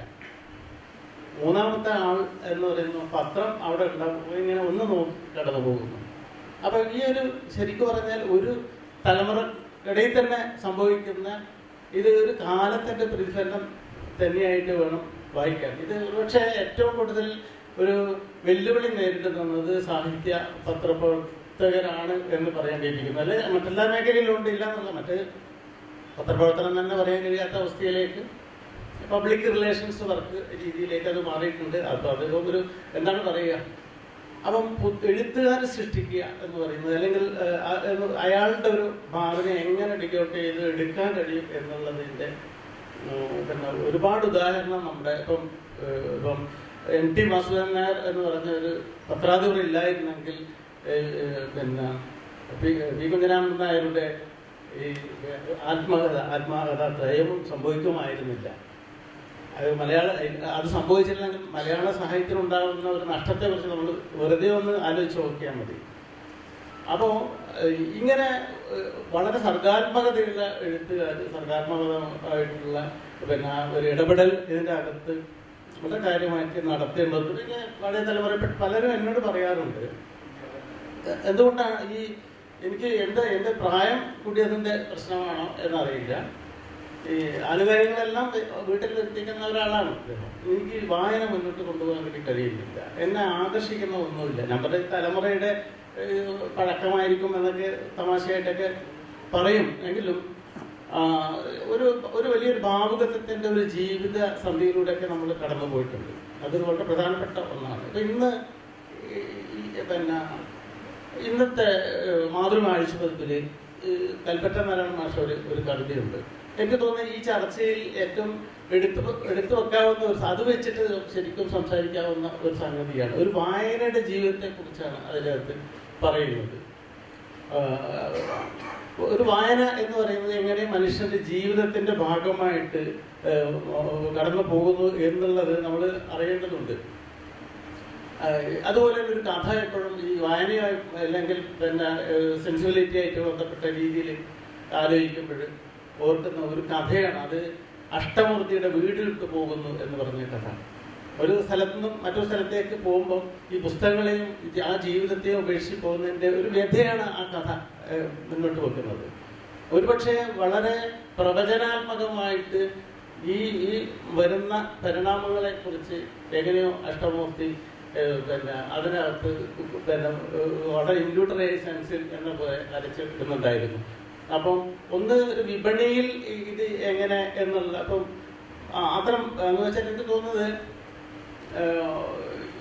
ആനുകാലികങ്ങൾ പരാജയപ്പെട്ടുകൊണ്ടിരിക്കും. പരാജയം എന്ന് പറഞ്ഞാൽ അത് എഡിറ്ററുടെ പരാജയം എന്നല്ല അതിനെ കാണേണ്ടത് എനിക്ക് തോന്നുന്നു. അതിൻ്റെ അപ്പുറം വിപണി മാറിയൊരു വിപണി എന്ന് പറയുന്ന സംഗതിയെ എങ്ങനെയാണ് നേരിടാൻ കഴിയുക. ഒരു സാഹിത്യം എന്തിനാണ് സാഹിത്യം, എന്തിനാണ് ആവശ്യമില്ലാത്ത ഈ കുറേ സാധനങ്ങൾ അനുഭൂതി എന്നൊക്കെ പറഞ്ഞ സാധനങ്ങളൊക്കെ എന്തിനാണ് എന്ന് നമുക്ക് ഒന്ന് ആളുകൾ ചോദിക്കുന്ന വിധത്തിൽ, അവർക്ക് അത്രയും അപരിചിതമായ വിധത്തിൽ, അത്രയും അരാഷ്ട്രീയമായ വിധത്തിൽ നമ്മൾ എത്തിപ്പെട്ടിരിക്കുന്ന ഒരു സന്ധി ചേർത്ത് വേണം സത്യത്തിൽ ആനുകാലിക അല്ലെങ്കിൽ സാഹിത്യ പത്രപ്രവർത്തനത്തെ പറ്റി നമ്മൾ ചർച്ച ചെയ്യേണ്ടത് എന്ന് ഒരു വലിയ വിഷയമാണത്. ഒന്ന് ഇപ്പം ഇവിടെയൊക്കെ ഓരോ അനുഭവങ്ങൾ പിന്നെ പറയാനുള്ളത്. ഇപ്പം ഇത് പറഞ്ഞപ്പോൾ ഞാൻ ചന്ദ്രിക ആഴ്ചപ്പതിപ്പിൽ ഉള്ളപ്പോൾ ഇപ്പം എന്താണ് വലിയ ശമ്പളങ്ങളും ഇതിലൂടെ ഒന്നും കടന്നു പോയതല്ല, പക്ഷെ അത് ആ പ്രവൃത്തിയുടെ ഒരു ആനന്ദം എന്ന് പറഞ്ഞ സംഗതി എന്ന് പറയുന്നത്. ഞാനിങ്ങനെ ഒരു ദിവസം ഇതേമാതിരി എല്ലാവർക്കും പല കാര്യങ്ങൾ ഇങ്ങനെ പറയാന്നുള്ള അർത്ഥത്തിൽ എടുക്കരുത്. ഒരാൾ ഒരു പിന്നെ കഥയായിട്ട് സ്ഥിരമായിട്ട് വരും. കഥയും ആ കഥയുടെ രൂപം ഉണ്ടായിരുന്നില്ല. ഒരു പാവപ്പെട്ട മനുഷ്യൻ, അയാൾ ഗൾഫിലായിരുന്നു, പിന്നെ എന്താണ് ജോലി ചെയ്യുന്നതെന്ന് എനിക്കറിയില്ല. അപ്പോൾ ആശാരിപ്പണിയൊക്കെ കുറച്ച് അറിയാം. അപ്പം ഞാൻ ചോദിച്ചു, ഇവർ 6 തവണയൊക്കെ ഓഫീസിലേക്ക് വന്നു കഴിഞ്ഞപ്പോൾ എനിക്കൊരു വിഷമം തോന്നി. ഇയാളൊന്നും കൊടുക്കാൻ കഴിയുന്നില്ല. സത്യത്തിൽ കൊടുക്കാനുള്ള ഒരു ഗുണം അതിനകത്ത് ഇല്ലാത്തതുകൊണ്ട് തന്നെയാണ്. അപ്പം ഞാൻ അയാളോട് പറഞ്ഞു, നിങ്ങൾ എന്താ ജോലി ചെയ്യുന്നതൊക്കെ ചോദിച്ചപ്പോൾ അയാൾ പിന്നെ ഞാൻ ഗൾഫിലെ പിന്നെ അവിടെ ഗൾഫിലുള്ള വളരെ കഷ്ടപ്പെട്ട രീതിയിലുള്ള അവിടെ ലേബർ ക്യാമ്പിലായിരുന്നു കുറേ കാലം എന്ന് പറഞ്ഞു. ലേബർ ക്യാമ്പ് എന്ന് പറയുമ്പോൾ തന്നെ എനിക്ക് പെട്ടെന്ന് എത്തി. കാരണം ഞാൻ ഗൾഫിൽ ഉണ്ടായിരുന്നല്ലോ. ഗൾഫിൽ സാഹിത്യ പത്രപ്രവർത്തനമായിട്ട് ജോലി ചെയ്ത ഒരാളാണ്. അപ്പം ഞാൻ അദ്ദേഹത്തോട് പറയും, നിങ്ങളുടെ ഈ അവിടുത്തെ ലേബർ ക്യാമ്പ് ജീവിതം എനിക്കൊന്ന് എഴുതരാമോ എന്ന് ചോദിച്ചു. മടിച്ച് അദ്ദേഹം അത് തുടങ്ങും. എന്നെ സംബന്ധിച്ചോളം ഞാൻ ചെയ്ത ഏറ്റവും നല്ല ഒരു പ്രവൃത്തികൾ ഒന്നായിരുന്നു അത്. പിന്നീട് പുസ്തകത്തിനായി അയാളും വളരെയധികം സന്തോഷവാനായി. കാരണം അത് അച്ചടിച്ച് വരുന്നതിൻ്റെ ആനന്ദം, പിന്നെ അതോടൊപ്പം അതൊക്കെ പറയാൻ പറ്റിയല്ലോ എന്ന ആനന്ദം. അതുപോലെ തന്നെ ഉള്ളൊരു അനുഭവം കൂടി പറഞ്ഞ് ഞാൻ നിർത്താം. ഈ നമ്മുടെ പ്രവാസത്തിൻ്റെ ആദ്യഘട്ടങ്ങളുണ്ട്. ഈ ഗൾഫ് പ്രവാസത്തിൻ്റെ ആദ്യഘട്ടത്തിൽ ആളുകൾ ലോഞ്ചിലൊക്കെ ആയിരുന്നു പോയിരുന്നത്. അതിൻ്റെ കഥകളൊക്കെ എന്ന് പറഞ്ഞാൽ നമ്മൾ ലോകമായിട്ടും കണ്ടിട്ടില്ല, നമുക്ക് യുദ്ധങ്ങൾ അറിയില്ല എന്നൊക്കെ പറയും. സത്യത്തിൽ കേരളം കണ്ട ഒരു യുദ്ധം എന്ന് പറഞ്ഞാൽ ആ ഗൾഫിലേക്ക് പോയ ലോഞ്ച് യാത്ര എന്ന് പറയേണ്ടി വരും. കാരണം ആ അനുഭവങ്ങളൊന്നും സത്യത്തിൽ നമ്മുടെ പൊതു സമൂഹത്തിൽ ചർച്ച ചെയ്യപ്പെടുകയോ അല്ലെങ്കിൽ പൊതു ഇടങ്ങളിലേക്ക് എത്തിപ്പെടുകയോ ചെയ്തിട്ടില്ല. അപ്പോൾ അങ്ങനെ ഇരിക്കെ തീരദേശങ്ങളിൽ നിന്നൊക്കെ ആയിട്ട് ധാരാളം ആളുകൾ പോയിട്ടുണ്ട്. ആ ലോഞ്ച് യാത്ര എന്ന് പറഞ്ഞാൽ ഒട്ടും സുഖകരമല്ല. അതായത് മലയാളി ഇവിടുന്ന് 2-3 ദിവസം ബസ്സിൽ യാത്ര ചെയ്ത് അല്ലെങ്കിൽ ട്രെയിനിൽ യാത്ര ചെയ്ത്, പഴയ കാലത്ത് അത്രയും വേണം ബോംബെയിൽ എത്താൻ വേണ്ടി, 2 ദിവസമെങ്കിലും വേണം. അവിടെ എത്തി പിന്നെ അവിടെയുള്ള ഈ ലോഞ്ചിൽ പോകുന്ന ആളുകളെ പിന്നെ ഏജന്റുമാരെയൊക്കെ കണ്ട് അവിടെ ദിവസങ്ങളോളം തമ്പടിച്ച്, ആഴ്ചകളോളം തന്നെ തമ്പടിച്ച് അടുത്ത ലോഞ്ച് ഇന്ന തീയതിക്ക് പോകും, നിങ്ങൾ റെഡിയായിരിക്കണം എന്ന്. എന്താ ലോഞ്ച് യാതൊരു സൗകര്യമില്ല, കാറ്റിൻ്റെ ഗതിക്കനുസരിച്ച് പോവുകയാണ്. അല്ലെങ്കിൽ പിന്നെ മിക്കവാറും ഡീസൽ തീരാതിരിക്കാൻ വേണ്ടിയിട്ട് അവർ ഓഫാക്കി ഇടും. കാറ്റ് വരാൻ വേണ്ടി കാത്തു വെക്കും. അപ്പോൾ പിന്നെ ഒരു 5-6 അല്ലെങ്കിൽ ഒരു ചില 8 ദിവസം വരെ നീണ്ട യാത്രകൾ ഉണ്ടായിട്ട്, ഒരാഴ്ച വരെ നീണ്ട യാത്രകളൊക്കെ സാധാരണമാണ്. ഇതിൻ്റെ അകത്ത് എന്ന് പറഞ്ഞാൽ ഒരിക്കലും ഒരു കരയിലേക്ക് അടുപ്പിക്കാൻ വേണ്ടി കഴിയില്ല. വേറെ രാജ്യത്താണ്, പാകിസ്ഥാൻ്റെ വരും അല്ലെങ്കിൽ പറമ്പരും അപ്പം നമ്മൾ ഇങ്ങനെ ഈ റൂട്ടിൽ അതിസാഹസികമായിട്ടുള്ള യാത്രയാണ്. ഇതിൽ എത്രയോ മനുഷ്യർ ഈ യാത്രക്കിടയിൽ മരിച്ചു പോയിട്ടുണ്ട്. എത്രയോ മനുഷ്യർ. ഒരു പിന്നെ ചങ്ങരകുളം ആ ഭാഗത്തുള്ള ഒരു സ്ഥലത്ത്, കൊടിഞ്ഞി എന്ന് പറഞ്ഞ ഒരു സ്ഥലത്ത്, മലപ്പുറം ജില്ലയിലെ കൊടിഞ്ഞിയിൽ 70ഓളം ആളുകൾ ലോഞ്ചിൽ പോയിട്ട് ആ പ്രദേശത്ത് ആ ലോഞ്ച് തന്നെ മുങ്ങിപ്പോയിട്ടുണ്ട്. അവർ തിരിച്ചു വന്നിട്ടില്ല. നമ്മുടെ ചരിത്രത്തിൽ എവിടെയും അതൊന്നും രേഖപ്പെടുത്താറില്ല. അപ്പം ഈ ഇങ്ങനെയുള്ള മരണങ്ങളും വലിയ സാഹസികം മാത്രമല്ല, ഇപ്പം ദുബായ് എന്ന് പറഞ്ഞാൽ ദൂരെ ഇങ്ങനെ കാണിച്ചു കൊടുക്കും. ഏകദേശം ഒരു കുറച്ച് നമ്മൾ ദൂരെ ഒരു പൊട്ട് പോലെയൊക്കെ കാണും ആ സാധനം. അവിടെ നിന്ന് നീണ്ടിയിട്ട് വേണം കര പിടിക്കാൻ വേണ്ടി. ഇന്ന് നമ്മൾ മലയാളി അനുഭവിക്കുന്ന ഈ സാമ്പത്തിക ഗുണങ്ങൾ അല്ലെങ്കിൽ അതിൻ്റെ സന്തോഷങ്ങൾക്ക് നമ്മൾ ഏറ്റവും കടപ്പെട്ടിരിക്കുന്നത് ഗൾഫ് മണിയോട് തന്നെയാണ്. പക്ഷെ അതൊന്നും നമ്മൾ രേഖപ്പെടുത്താറില്ല. അപ്പോൾ അതിലുള്ള ഒരു ഈ ലോഞ്ചിൽ പോയ കേരളം എന്ന പേരുള്ള ഒരു പരമ്പര, അങ്ങനെ നമ്മുടെ മനു റഹ്മാൻ എന്ന് പറഞ്ഞ പിന്നെ പത്രപ്രവർത്തകൻ കൂടിയാണ്, ഇദ്ദേഹത്തെ ഉപയോഗിച്ചുകൊണ്ട് നമ്മൾ ഈ അനുഭവങ്ങൾ കളക്ട് ചെയ്യാൻ പറയുന്നത്. ഈ അനുഭവങ്ങൾ കളക്ട് ചെയ്യുക എന്ന് പറയുമ്പോഴേക്കും ഇതിൽ പഴയ ആദ്യ തലമുറയാണ്, ലോഞ്ചിൽ പോയ ആളുകളാണ്. ലോഞ്ചിൽ പോയ കേരളം എന്നുള്ള തലക്കെട്ടോടും കൂടിയാണ് ആ സാധനം വരുന്നത്. അതിൽ പലർക്കും ഓർമ്മക്ഷയം സംഭവിച്ചിരിക്കുന്നു. പിന്നെ ചിലർക്ക് പറയാനുള്ള ആരോഗ്യമില്ല. ചിലർക്ക് ഇത് രണ്ടുമുള്ള ആളുകൾ പറഞ്ഞ് എഴുതിയെടുത്ത ഒരു പരമ്പരയായിരുന്നു. നമ്മൾ വളരെ ഹൃദയവേദനയോട് കൂടിയാണ് ഓരോ രംഗവും അതിൻ്റെ അകത്ത് സംഭവിക്കുന്നത്. അപ്പോൾ ഒരു അനുഭവം മാത്രം പറയാം. എന്താണ് അനുഭവം എന്ന് പറഞ്ഞാൽ, ഈ പിന്നെ ലോഞ്ചിൽ വെച്ചിട്ട് ഒരു 3 സഹോദരങ്ങൾ അവർ ബോംബെക്ക് പോയിക്കൊണ്ട് ജീവിതത്തിൻ്റെ കഷ്ടപ്പാടെ കൊണ്ട് എന്തൊക്കെ വെച്ച് പറയുകയായിട്ടാണ് അവർ പോകുന്നത്. പോയിട്ട് ഈ മൂത്ത ആൾക്ക് അസുഖം പിടിച്ചു. എന്തോ അസുഖം പിടിച്ചു, ഒന്നും ചെയ്യാൻ പറ്റുന്നില്ല. ഛർദ്ദിക്കുന്നു, അയാൾ കുഴഞ്ഞു വീഴുന്നു, പിന്നെ ഇവർ ചൂടുവെള്ളം കൊടുക്കുന്നു, ഇങ്ങനെയൊക്കെ പോവുകയാണ്. ഒന്നും ചെയ്യാനില്ല. അവിടെ ഹോസ്പിറ്റലിലോ യാതൊരു തരത്തിലും സൗകര്യമില്ല. അയാൾ പിന്നെ കടലിൽ വെച്ച് മരിക്കുന്നു. എന്താ ചെയ്യാൻ പറ്റുക? ബോഡി എവിടെ കൊണ്ടുപോകും? ഒന്നും ചെയ്യാൻ പറ്റില്ല. അവസാനം എന്ത് ചെയ്യുമെന്ന് പറഞ്ഞാൽ ഒരു എന്താണെന്ന് പറയാം, ശുശ്രൂഷ, അവസാന ശുശ്രൂഷ ഒക്കെ ചെയ്ത് ഒരു കിട്ടുന്ന തുണിയൊക്കെ ഇട്ട് മൂടിയിട്ട് രണ്ടാമത്തെ അനുജൻ, ഇയാളുടെ രണ്ടാമത്തെ അനുജൻ തലയുടെ ഭാഗം, അതിൻ്റെ ഇളയ ആൾ കാലിൻ്റെ ഭാഗം ഇതായിട്ട് കടലിലേക്ക് എറിയുകയാണ് അല്ലേ. അപ്പോൾ ഒന്ന് ആലോചിച്ച് നോക്കണം. ഇത്തരം ഇത് നമ്മുടെ എന്താണ് പറയുക, ഇത്തരം സംഗതികളെ കുറിച്ച് അല്ലെങ്കിൽ ആ കാലത്തിൻ്റെ അടയാളങ്ങൾ രേഖപ്പെടുത്തുന്നതിൻ്റെ ഏറ്റവും വലിയ മീഡിയ എന്നുള്ള രീതിയിൽ കൂടിയാണ് ഈ സാഹിത്യ പത്രപ്രവർത്തനം ഉള്ളത്. അതിൽ പത്രാധിപന്റെ ഇടപെടൽ എന്ന് പറയുന്നത് അതിൽ സർഗാത്മകമായ ഇടപെടൽ വളരെ പ്രധാനപ്പെട്ട ഒന്നാണ്. ഞാനിങ്ങനെ പിന്നെ രാമേന്ദ്ര ഗുഹയുടെ ഒരു പുസ്തകം വായിച്ചുകൊണ്ടിരുമ്പോൾ അതിൽ ഉള്ള ഒരു എഡിറ്ററെ കുറിച്ച് പറയുന്നുണ്ട്. ഞാൻ പെട്ടെന്ന് എൻ്റെ ഓർമ്മയിലേക്ക് വരുന്നില്ല. ഹേമന്ത് അദ്വാനിയാണ്, ഉരുക്കുൺ അദ്വാനി എന്ന് പറഞ്ഞ് അദ്ദേഹം പറയുന്നു. അദ്ദേഹത്തെക്കുറിച്ച് രാമേന്ദ്ര ഗുഹ എഴുതുന്ന ഒരു സന്ദർഭം ഭയങ്കര രസമാണ്. ഈ പത്രാധിപർക്ക് ഈ സാധനം എഡിറ്റ് ചെയ്യാൻ വേണ്ടി അയക്കുന്നു. അദ്ദേഹം പറയുന്നു ഇത് ശരിയായിട്ടില്ല. രാമേന്ദ്ര ഗുഹയോടാണ് പറയുന്നത് ഇത് ശരിയായിട്ടില്ല. കാരണം നിങ്ങൾ രാവിലെ പിന്നെ നടക്കാൻ വേണ്ടി പോകുന്ന സമയത്ത് കാണുന്ന ദൃശ്യങ്ങൾ ഇതിൽ വന്നില്ലല്ലോ. അങ്ങനെ അതിനെ ഫോളോ ചെയ്യുകയാണ് ചെയ്യുന്നത്. അങ്ങനെ അവിടെ നിന്ന് കുഴിച്ചെടുക്കുകയാണ്. അത് അത്തരത്തിലെ സർഗാത്മകതയുടെ ഒരു അഭാവം കൂട്ടത്തിൽ നമ്മുടെ അതുപോലെ തന്നെ നമ്മുടെ ഒരുപാട് കാര്യങ്ങൾ പറയണ്ടെങ്കിൽ ഒറ്റ വാക്ക് മാത്രം പറഞ്ഞു നിർത്താം. വരുന്ന ഒരു ജനറേഷൻ്റെ സാഹിത്യ വായന അല്ലെങ്കിൽ സാഹിത്യ പിന്നെ പ്രസിദ്ധീകരണ വായന എങ്ങനെ ആയിരിക്കും എന്നുള്ളൊരു അത് യാതൊരു ശുഭകരമായ ഒരു ലക്ഷണവും അതിനകത്ത് കാണാൻ കഴിയുന്നില്ല. നമ്മുടെ വിദ്യാഭ്യാസത്തിൽ വന്ന സെമസ്റ്റർ സിസ്റ്റം എന്ന് പറയുന്ന സംഗതി നമ്മുടെ എല്ലാ സർഗാത്മകതയും നശിപ്പിക്കുകയും വായനയുടെ ഒരു ലോകം ഇല്ലാതാക്കി തീർക്കുകയും ചെയ്തു. ഇങ്ങനെ പല ഇരുട്ടുകളും അതേസമയം ചെറിയ പ്രതീക്ഷകളും വെളിച്ചങ്ങളൊക്കെ ഉണ്ട്. ഏതായാലും ഈ ഒരു കാമണിക്കൂർ കൊണ്ട് സംസാരിക്കാൻ പറ്റുന്ന ഒരു വിഷയം ഞാൻ നേരത്തെ സൂചിപ്പിച്ചു. ഇങ്ങനെ ഒരു ചടങ്ങിൽ ക്ഷണിച്ചതിന് ഞാൻ നന്ദി പറയുന്നു. ഈ ഒരു സന്ദർഭത്തിൽ നമുക്ക് ഗാന്ധിജിയെയും ഒരു പത്രപ്രവർത്തകൻ എന്നുള്ള എനിക്ക് അനുസ്മരിക്കാവുന്നതേ ഉള്ളൂ. കാരണം ഇത്ര മനോഹരമായിട്ട് പത്രപ്രവർത്തനം നടത്തിയ ഒരാൾ ഇന്ത്യയിൽ വേറെ ഉണ്ടാകുമോ എന്നുള്ള കാര്യം സംശയമാണ്.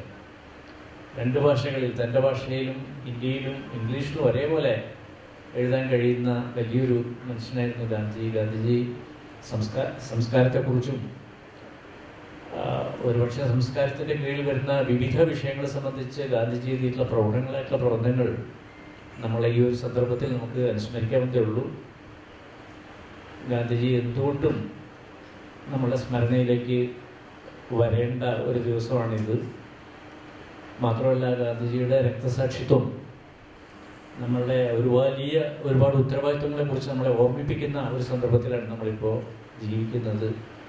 അതുകൊണ്ട് എനിക്ക് തോന്നുന്നു 2024 ജാനുവരി 30 വലിയ പ്രസക്തിയും വലിയ പ്രാധാന്യവും ഉണ്ട് എന്ന് ഞാൻ വിചാരിക്കുന്നു. തീർച്ചയായും ഒരു 2 മിനിറ്റ് ആ മഹാസ്മരണയ്ക്ക് മുമ്പിൽ നമ്മൾ ആദരാഞ്ജലി അർപ്പിക്കുന്നു.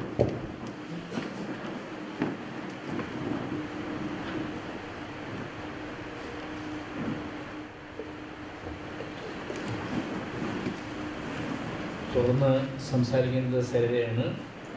ഇപ്പോൾ നടന്ന ചർച്ചയിൽ എനിക്ക് വാസ്തവം ഏറ്റവും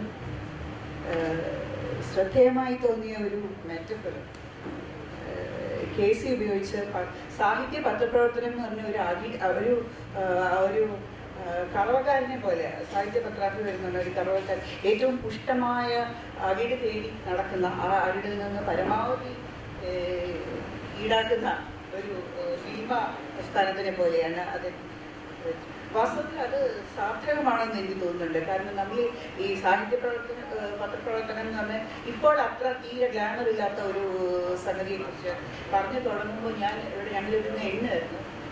ആകെ കൂടി വേദിയിലും സദസ്സിലുമായിട്ട് 14 പേരാണ് ഉണ്ടായത്. അത് സാഹിത്യ സർഗാത്മകമായ പ്രവർത്തനമാണ് സാഹിത്യം പത്രപ്രവർത്തനം എന്ന് മനസ്സിലായത്. അദ്ദേഹം വളരെ പരിചയമുള്ള സാഹിത്യ പത്രപ്രവർത്തകർ സംസാരിച്ചു തുടങ്ങിയപ്പോൾ ഈ പറഞ്ഞ ആ അകിട് സാഹിതിയുടെ അകിട് ചുരത്ത് ധാരാളം അത് കേൾക്കാൻ കേൾവിക്കാരെത്തിക്കൊള്ളിൽ നിന്നൊക്കെ സദസ്സിനെ നോക്കുമ്പോൾ മനസ്സിലാവും.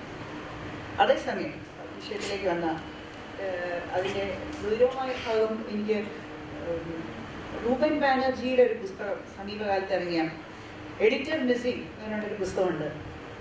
എഡിറ്റർ മിസ്സിംഗ് എന്ന് പറഞ്ഞ പുസ്തകത്തിൻ്റെ പശ്ചാത്തലത്തിൽ ഈ ചർച്ചയ്ക്ക് എഡിറ്റർ ഇല്ലാതായിക്കൊണ്ടിരിക്കുന്ന ആ അവസ്ഥ, സാങ്കേതിക വിദ്യയുടെ അതിപ്രസരത്തിൽ സാഹിത്യ പത്രപ്രവർത്തനം ശുഷ്കമായിക്കൊണ്ടിരിക്കുന്ന ആ അവസ്ഥ വളരെ പ്രസക്തിയുള്ളതാണ്. അതിനെക്കുറിച്ചുള്ള ചർച്ച ഒരേ സമയം നൊസ്റ്റാൾജിയ ഉണ്ടാക്കുന്നതും പ്രസക്തവും എന്നാൽ ഇപ്പോൾ കുറച്ച് ഖേദകരവുമായിട്ടുള്ള കാര്യങ്ങളാണ്.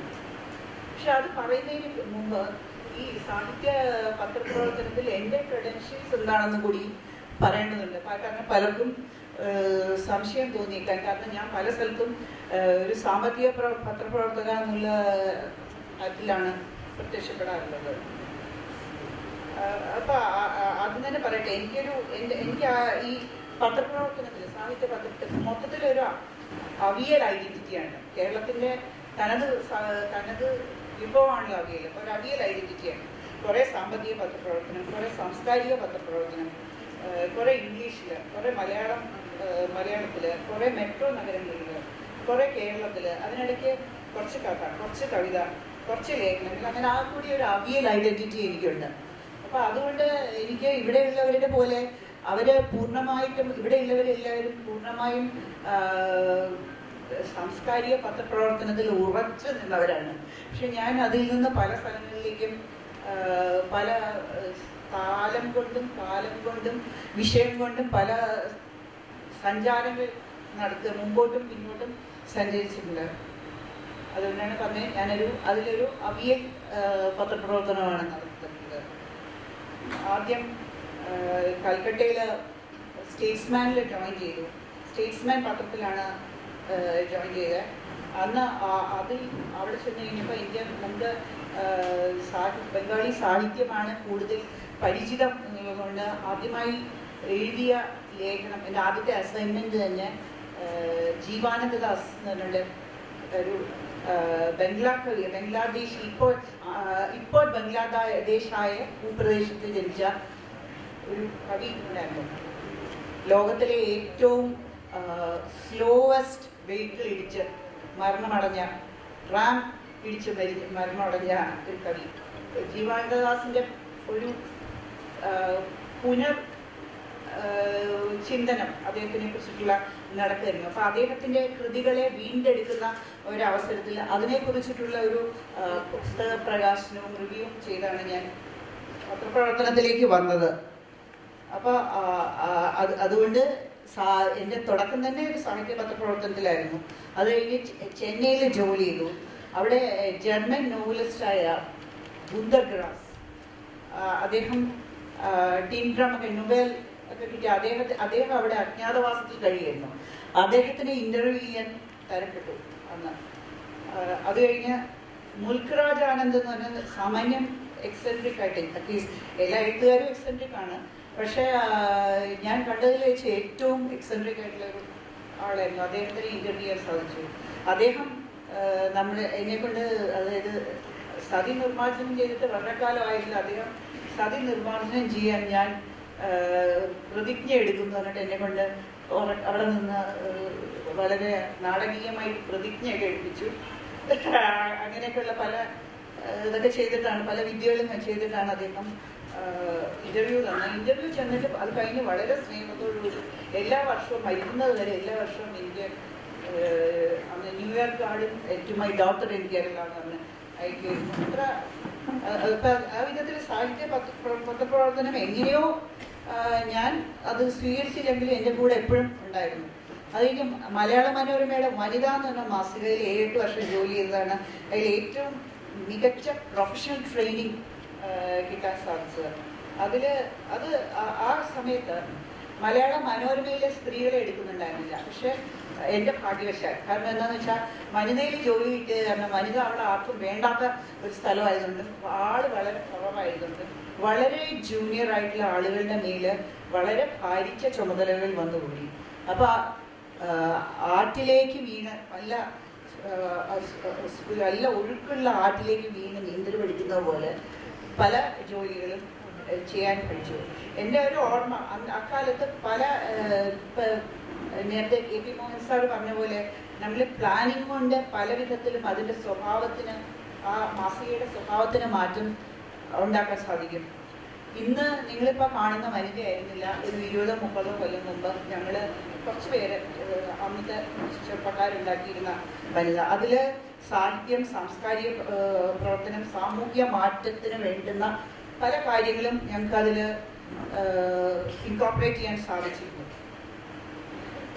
ഞാൻ ചോദിച്ചു മേടിച്ച ഒരു പങ്കുണ്ട്. അതിൽ ക്യാമ്പസ് എന്ന് പറഞ്ഞ പ്രവൃത്തി, ക്യാമ്പസ് യുവാക്കളുടെ ഓരോ ആഴ്ചയും എല്ലാ കേരളത്തിലെ പ്രധാനപ്പെട്ട ക്യാമ്പസുകളിൽ പോയി അവരുടെ ചലനങ്ങൾ മനസ്സിലാക്കാനും അതിലുണ്ടാകുന്ന പുതുമകൾ ചെയ്യാനും നമ്മൾ മനഃപൂർവ്വം വളരെ അക്കാലത്ത് ഇന്ന് പോലും വിപ്ലവാത്മകമായ പല വിഷയങ്ങളും അതിനകത്തേക്ക് എടുത്തിട്ടു ചർച്ച. ഉദാഹരണത്തിന് എന്തിനാണ് വിവാഹം എന്ന് പറഞ്ഞ ഒരു ഇൻസ്റ്റിറ്റ്യൂഷൻ, വിവാഹം കഴിക്കാതെ ജീവിച്ചുകൂടെ, അത്തരം സംഗതികൾ അത് നിങ്ങൾക്ക് അറിയോന്നറിയില്ല.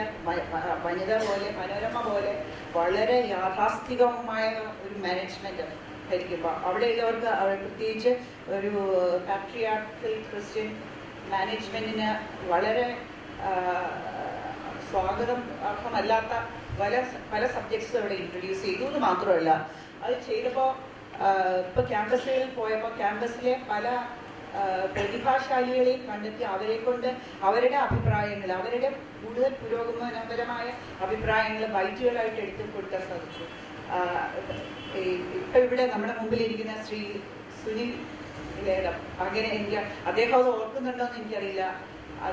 അദ്ദേഹത്തിനെ ഞാൻ ക്യാമ്പസിൽ പോയി, അന്ന് എന്നോട് KGS ആണ് പറഞ്ഞത്. ഞാൻ ഇതുപോലെ കുറച്ചൊരു കുഴപ്പം പിടിച്ച വിഷയമായിരുന്നു. അപ്പം ഞാൻ അതിനെക്കുറിച്ച് നന്നായിട്ട് സംസാരിക്കുന്ന സ്റ്റുഡൻസിനെ വേണമെന്ന് KGS ആണ് എൻ്റെ അടുത്ത് പറഞ്ഞ്, അന്ന് MA പഠിക്കുകയാണ് സുനിലിനെ കൊണ്ട് സംസാരിപ്പിച്ചു. സുനിലിൻ്റെ ഒരു ഫൈറ്റ് നേതൃത്വം. അപ്പം അത്തരം കാര്യങ്ങളിലൂടെ പലതരം ആൾക്കാരെ കൊണ്ട് ചെയ്തിട്ട് അത്തരം സമയത്ത് ഈ ഒരു വസ്തുക്കൂടി പറഞ്ഞ പോലെ സർക്കുലേഷൻ്റെ കാര്യത്തിൽ നമ്മുടെ മേൽ വലിയ ബന്ധനങ്ങളുണ്ടായിരുന്നു. മാസം തോറും ഒരു സർക്കുലേഷൻ മീറ്റിംഗ് വെച്ചിട്ട് ഒരു വസ്തുക്കളുടെ ഗ്രാഫ് കാണിച്ചിട്ട്, കണ്ടോ ഈ ഗ്രാഫ് അതിൻ്റെ മാർക്കറ്റിംഗ് ഡിപ്പാർട്ട്മെൻറ്റിൻ്റെ സ്റ്റഡി, സർക്കുലേഷൻ ഡിപ്പാർട്ട്മെൻറ്റിൻ്റെ സ്റ്റഡി, എത്ര % വീട്ടമ്മമാർ, എത്ര പേരാണ് യുവാക്കൾ, ഏത് പ്രായക്കാരാണ് എന്നുള്ളതൊക്കെ വെച്ചിട്ട് ഇന്ന ആളുകൾ ഇന്നത് പറഞ്ഞു എന്നൊക്കെ ഉള്ളത് വെച്ചിട്ട് ആ ഗ്രാഫിൻ്റെ അറ്റം K. മാത്യു ഞങ്ങൾക്ക് നേരെ ചൂണ്ടിട്ട് ആ ഗ്രാഫിൻ്റെ അറ്റം താഴേക്ക് വളഞ്ഞിരിക്കുന്നത്, മുകളിലേക്ക് വളഞ്ഞിരിക്കുന്നത് എന്ന് പറഞ്ഞ് നമ്മളെ സ്ഥിരമായിട്ട് അതിനെ നമ്മളെ കുറ്റം പറയുകയും അതേസമയം പ്രോത്സാഹിപ്പിക്കുകയും 10 ലക്ഷം എത്തിയാൽ നിങ്ങൾക്ക് ഇന്ന സമ്മാനം എന്നൊക്കെ പറഞ്ഞ് നമ്മളെ നർമ്മത്തോടുകൂടി പ്രോത്സാഹിപ്പിക്കുകയും ഒക്കെ ചെയ്തിരുന്നു. അപ്പോൾ ആ വിധത്തിൽ ആ കാലഘട്ടത്തിൽ പലതും ചെയ്യാൻ സാധിച്ചു. അതേ സമയത്ത് തന്നെ മനോരമയുടെ ഓണം വിശേഷാൽ പ്രതി എന്നതിലായിരുന്നു ചെയ്തിരുന്നത്. അപ്പോൾ ആ വിധത്തിലും എനിക്കൊരു അഡ്വാൻറ്റേജ് കിട്ടി. കാരണം എന്താണെന്ന് വെച്ചാൽ ഇംഗ്ലീഷ് പത്രപ്രവർത്തനം മുമ്പ് ചെയ്തിട്ടുള്ളത് കൊണ്ട് ഈ വിശേഷാൽ പ്രതികളിൽ പലരെയും ഒരുപാട് പേരെ വിദേശത്തുള്ളവരും ഇവരുടെ മനോരമയുടെ മാനേജ്മെൻറ്റ് കോൺടാക്ട്സ് ആയിട്ടുള്ള വിദേശത്തുള്ള വലിയ എഴുത്തുകാരെ പലരെയും കൊണ്ടും ലേഖനം കേരളത്തിനെ കുറിച്ചിട്ടുള്ള ലേഖനങ്ങൾ എഴുതിപ്പിക്കുക. ആ ലേഖനങ്ങൾ മലയാളത്തിൽ അവർ ഇൻ്റർവ്യൂ ചെയ്ത് അത് അവരുടെ അതായിട്ട് എഴുതുക, അങ്ങനത്തെ ജോലികളും വന്നു. അപ്പം ആ വിധത്തിൽ, പക്ഷേ ഈ വിധത്തിൽ എനിക്ക് ഒരു പക്ഷേ സാഹിത്യ പത്രപ്രവർത്തനം എന്ന് ഞാൻ പറയുന്നില്ല, സാംസ്കാരിക പത്രപ്രവർത്തനത്തിൻ്റെ ഒരു സുവർണ കാലം തന്നെയായിരുന്നു അതേ സമയത്ത്. അത് കഴിഞ്ഞിട്ടാണ് ഈ സാമ്പത്തിക പത്രപ്രവർത്തനത്തിലേക്ക് പോയത്. JNU പോയി ഇംഗ്ലീഷ് അപ്ലൈഡ് എക്കണോമിക്സിൽ MPhil ചെയ്തു. അത് കഴിഞ്ഞിട്ട് ഡൽഹി ഇന്ത്യൻ എക്സ്പ്രസിൻ്റെ ഫൈനാൻഷ്യൽ എക്സ്പ്രസ്സിൽ ജോലി ചെയ്യുമ്പോഴും അവരുടെ സപ്ലിമെൻറ്റ്സിലും വീക്കെൻഡ് പേജസിലും പുസ്തക സംബന്ധമായ ഫീച്ചേഴ്സൊക്കെ ചെയ്തിരുന്നു. പക്ഷേ അത് ഈ പറഞ്ഞ പോലെ നമ്മുടെ നാട്ടിൽ അത്ര എത്തുന്നില്ല എന്നുള്ളത് കൊണ്ട് എങ്കിലും അത് അതിൻ്റേതായ ഒരു ഓഡിയൻസ് ക്രിയേറ്റ് ചെയ്തു. നമ്മൾ ഈ ചർച്ചയുടെ ഒരു സെക്കൻഡ് റൗണ്ടിലേക്ക് കിടക്കുകയാണ്. ഇപ്പം നേരത്തെ സംസാരിച്ചവർ തന്നെ വീണ്ടും അവർക്കൊരു ചാൻസ് കൂടി കൊടുക്കും. വളരെ കുറഞ്ഞ പരിമിതമായിട്ടുള്ള സമയം എടുക്കാൻ പറ്റുള്ളൂ. ഈ ചർച്ചയിൽ ഉയർന്നു വന്നിട്ടുള്ള പ്രശ്നങ്ങളെ സംബന്ധിച്ച് പറയാവുന്നത്, അല്ലെങ്കിൽ നേരത്തെ വിട്ടുപോയ വല്ല കാര്യങ്ങളും ഉണ്ടെങ്കിൽ ബാക്കി വെച്ചത് പറയാവുന്ന ഒരു സമയമാണ്. എന്തായാലും നമുക്കൊരു 10 മിനിറ്റ് അല്ലെങ്കിൽ ഒരു 5 മിനിറ്റെങ്കിലും സദസ്സിന് വിട്ടുകൊടുക്കുകയും വേണം. അപ്പോൾ വളരെ പെട്ടെന്ന് ഒന്ന് റൗണ്ടപ്പ് ചെയ്യാനായിട്ട് എല്ലാവർക്കും ഉള്ള ഒരു സമയമാണ് ഇനി വരുന്നത്. ആദ്യമായിട്ട് ശ്രീ ജമാൽ കൊച്ചങ്ങാടിക്ക് കൊടുക്കാൻ.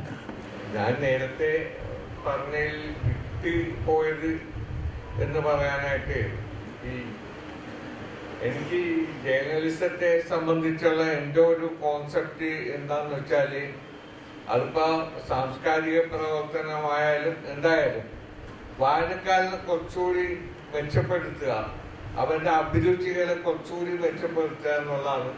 അത് അവൻ്റെ അഭിരുചികളെ തൃപ്തിപ്പെടുത്തുകയില്ല, മെച്ചപ്പെടുത്തുകയാണ് സാംസ്കാരിക പ്രവർത്തനം. അതാണ് വേണ്ടത്. അതല്ലെങ്കിൽ അതുകൊണ്ടൊരു കാര്യമില്ല. അപ്പോൾ നാം ചെയ്യുന്ന എന്ത് തന്നെയായാലും വായനക്കാരനെ കുറച്ചുകൂടി അവൻ്റെ നിലവാരം ഉയർത്തുക. ചില പത്രങ്ങൾ ചെയ്യുന്ന പോലെ, സെൻസേഷണലായിട്ട് ചെയ്യുന്ന പോലെ അവൻ്റെ അഭിരുചികളെ തൃപ്തിപ്പെടുത്തുകയില്ല. ഇത് മാത്രം പറഞ്ഞുകൊണ്ട് അവസാനിപ്പിക്കും. എനിക്ക് വളരെ പ്രത്യാശ നൽകുന്ന ഒരു അനുഭവം പറയാൻ. അത് ഇവിടുത്തെ അല്ല, തമിഴ്നാട്ടിലാണ്. തമിഴ്നാട്ടിൽ ജയമോഹൻ്റെ ഒരു ഉദാഹരണം. ജയമോഹൻ 90കളിൽ എഴുതി തുടങ്ങിയ ആളാണ്. റബ്ബർ എന്നാണ് അദ്ദേഹത്തിൻ്റെ ആദ്യത്തെ നോവൽ. 300 കോപ്പി അടിച്ചത്. അങ്ങനെ 300, 500 എന്നുള്ള കോപ്പികൾ അടിച്ചുകൊണ്ടിരുന്ന ലിറ്റിൽ മാസിക എന്നൊക്കെ പറഞ്ഞാൽ 250 കോപ്പിയൊക്കെ അടിക്കാം, അതേ ഉള്ളൂ. അല്ലെങ്കിൽ പിന്നെ ആനന്ദ വികടനിലേക്ക് പോകണം. അത് സാധാരണ രുചിയായിട്ട് ചേരുന്നതല്ല. ഇങ്ങനെ രണ്ടറ്റങ്ങളിൽ കിടന്ന് ഉഴലുന്ന സാഹിത്യത്തിനെ ഇന്നിപ്പോൾ ജയമോഹൻ്റെ പരിശ്രമം ഫലമായിട്ട് 70,000 വായനക്കാരുള്ള ഒരു വലിയ മഹാസാമ്രാജ്യം, എല്ലാ ഭൂഖണ്ഡങ്ങളിലും പരന്നു കിടക്കുന്ന ഒരു മഹാസാമ്രാജ്യമായിട്ട് അയാൾ മാറ്റിയിട്ടുണ്ട്. അതെങ്ങനെ മാറ്റി എന്ന് നമ്മൾ വിശദമായിട്ട് പരിശോധിച്ചാൽ അതേ മാതൃക നമുക്ക് പിന്തുടരാനായാൽ നമുക്കും ഭാവിയില്ല, അല്ലെങ്കിൽ ഭാവിയില്ല. തീർച്ചയായും ഇത് വളരെ പ്രധാനപ്പെട്ട ഒരു നോട്ടോട് കൂടിയിട്ട് നമ്മൾ ഈ ചർച്ച അവസാനിപ്പിക്കുകയാണ്. ശരിക്കും പറഞ്ഞാൽ ഒരു കാര്യം കൂടി സൂചിപ്പിക്കാൻ ഞാൻ ആഗ്രഹിക്കുന്നു അവസാനമായിട്ട്. അത് നമ്മൾ സർക്കുലേഷൻ വർദ്ധിപ്പിക്കുന്നതിനെ പറ്റിയാണ് വേർത്തും പറഞ്ഞുകൊണ്ടിരുന്നത്. വാസ്തവം പറഞ്ഞാൽ സർക്കുലേഷൻ വർദ്ധിപ്പിക്കുക എന്നുള്ളത് പത്രത്തിൻ്റെ നിലനിൽപ്പിനെ സംബന്ധിച്ചിടത്തോളം വളരെ പ്രധാനം തന്നെയാണ്, അല്ലെന്ന് ഞാൻ പറയുന്നില്ല. പക്ഷേ കാലഘട്ടത്തിൻ്റെ ഒരു ഉത്തരവാദിത്വം എന്നുള്ള നിലയ്ക്ക് സാംസ്കാരിക പത്രപ്രവർത്തനം എങ്ങനെ ഏറ്റെടുക്കാം, അതിന് ഭാഗത്തിന് നമ്മളുടെ ആനുകാലികങ്ങളെ മാറ്റിയെടുക്കാൻ എങ്ങനെ കഴിയും, ഇതൊരു വളരെ പ്രധാനപ്പെട്ട ഒരു ചോദ്യമാണ്. നേരത്തെ പറഞ്ഞു സാംസ്കാരിക പത്രപ്രവർത്തനം അല്ലെങ്കിൽ സർഗാത്മക പത്രപ്രവർത്തനം എന്നൊക്കെ ജമാല് സൂചിപ്പിക്കണ്ടേ. സർഗാത്മക പത്രപ്രവർത്തനം തന്നെയും ഏത് രീതിയിൽ സർഗാത്മകമാകണം എന്നുള്ള വളരെ പ്രധാനപ്പെട്ട ഒരു ചോദ്യമാണ്. നമ്മുടെ എഴുത്തിലൂടെ, നമ്മളുടെ ക്രിയേറ്റിവിറ്റിയിലൂടെ, നമ്മളുടെ കഥയായാലും കവിതയായാലും മറ്റേത് സർഗാത്മക സാഹിത്യ രൂപമായാലും അതിലൂടെ നമുക്ക് ഈ കാലത്തോട് ചിലത് വിളിച്ച് പറയാനുണ്ട് തീർച്ചയായും.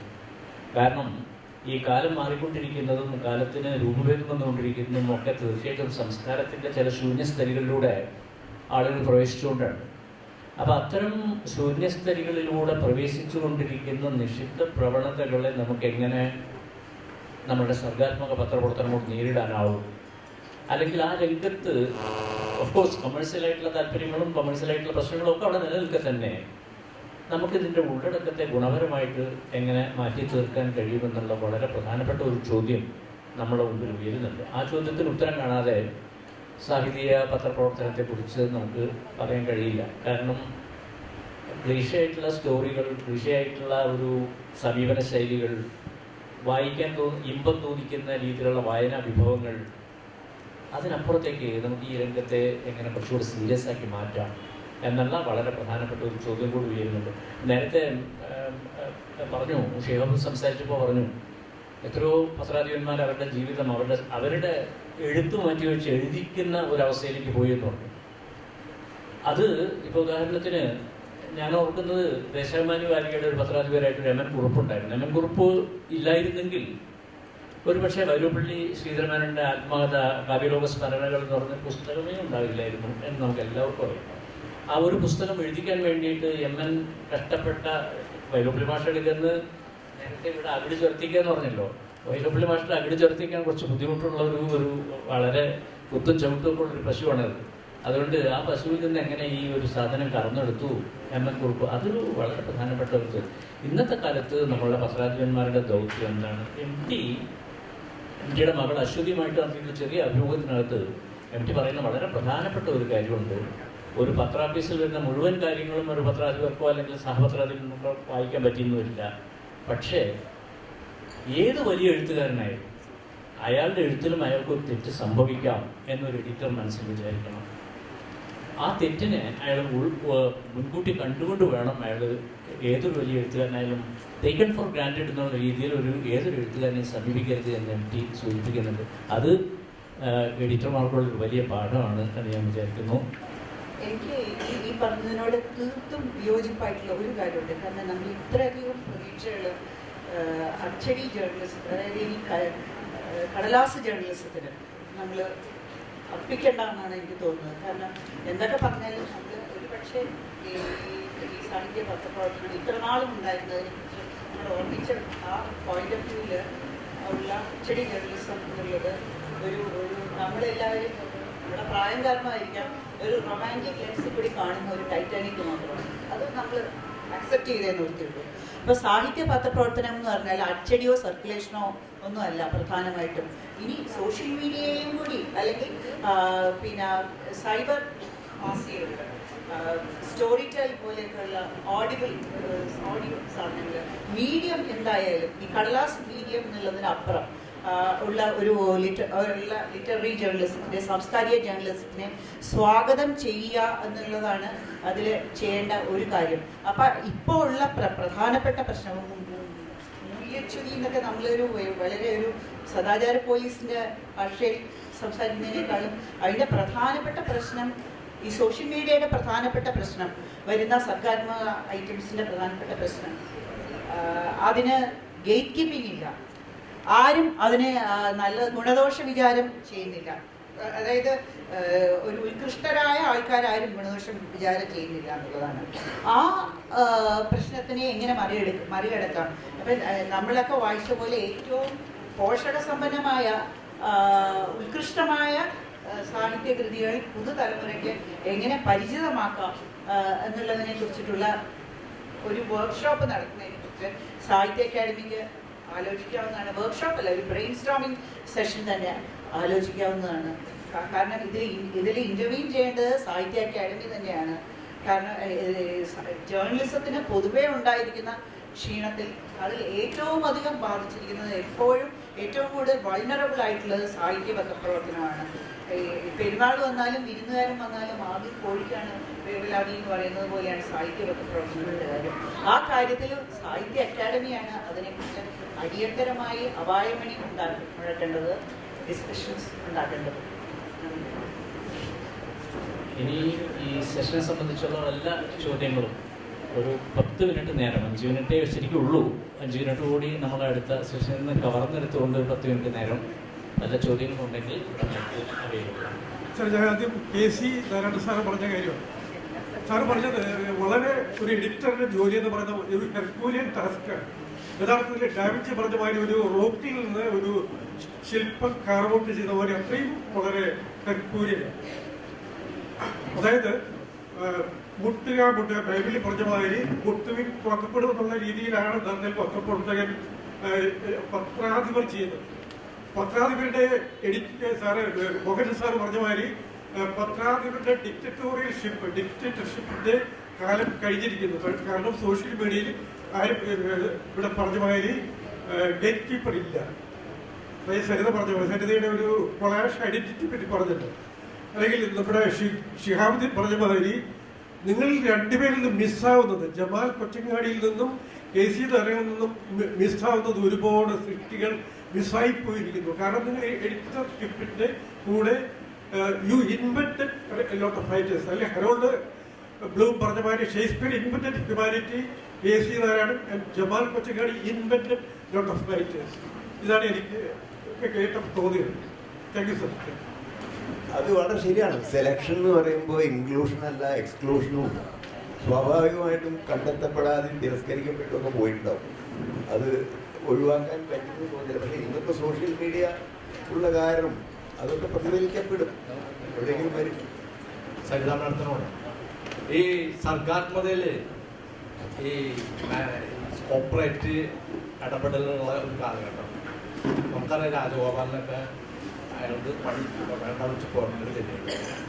അതുമാതിരി ഈ മാനേജ്മെന്റ് നിങ്ങളുടെ സർഗാത്മകതയിൽ എത്രമാത്രമാണ് നിങ്ങൾക്ക് അത് നിർവഹിക്കാൻ കഴിയും?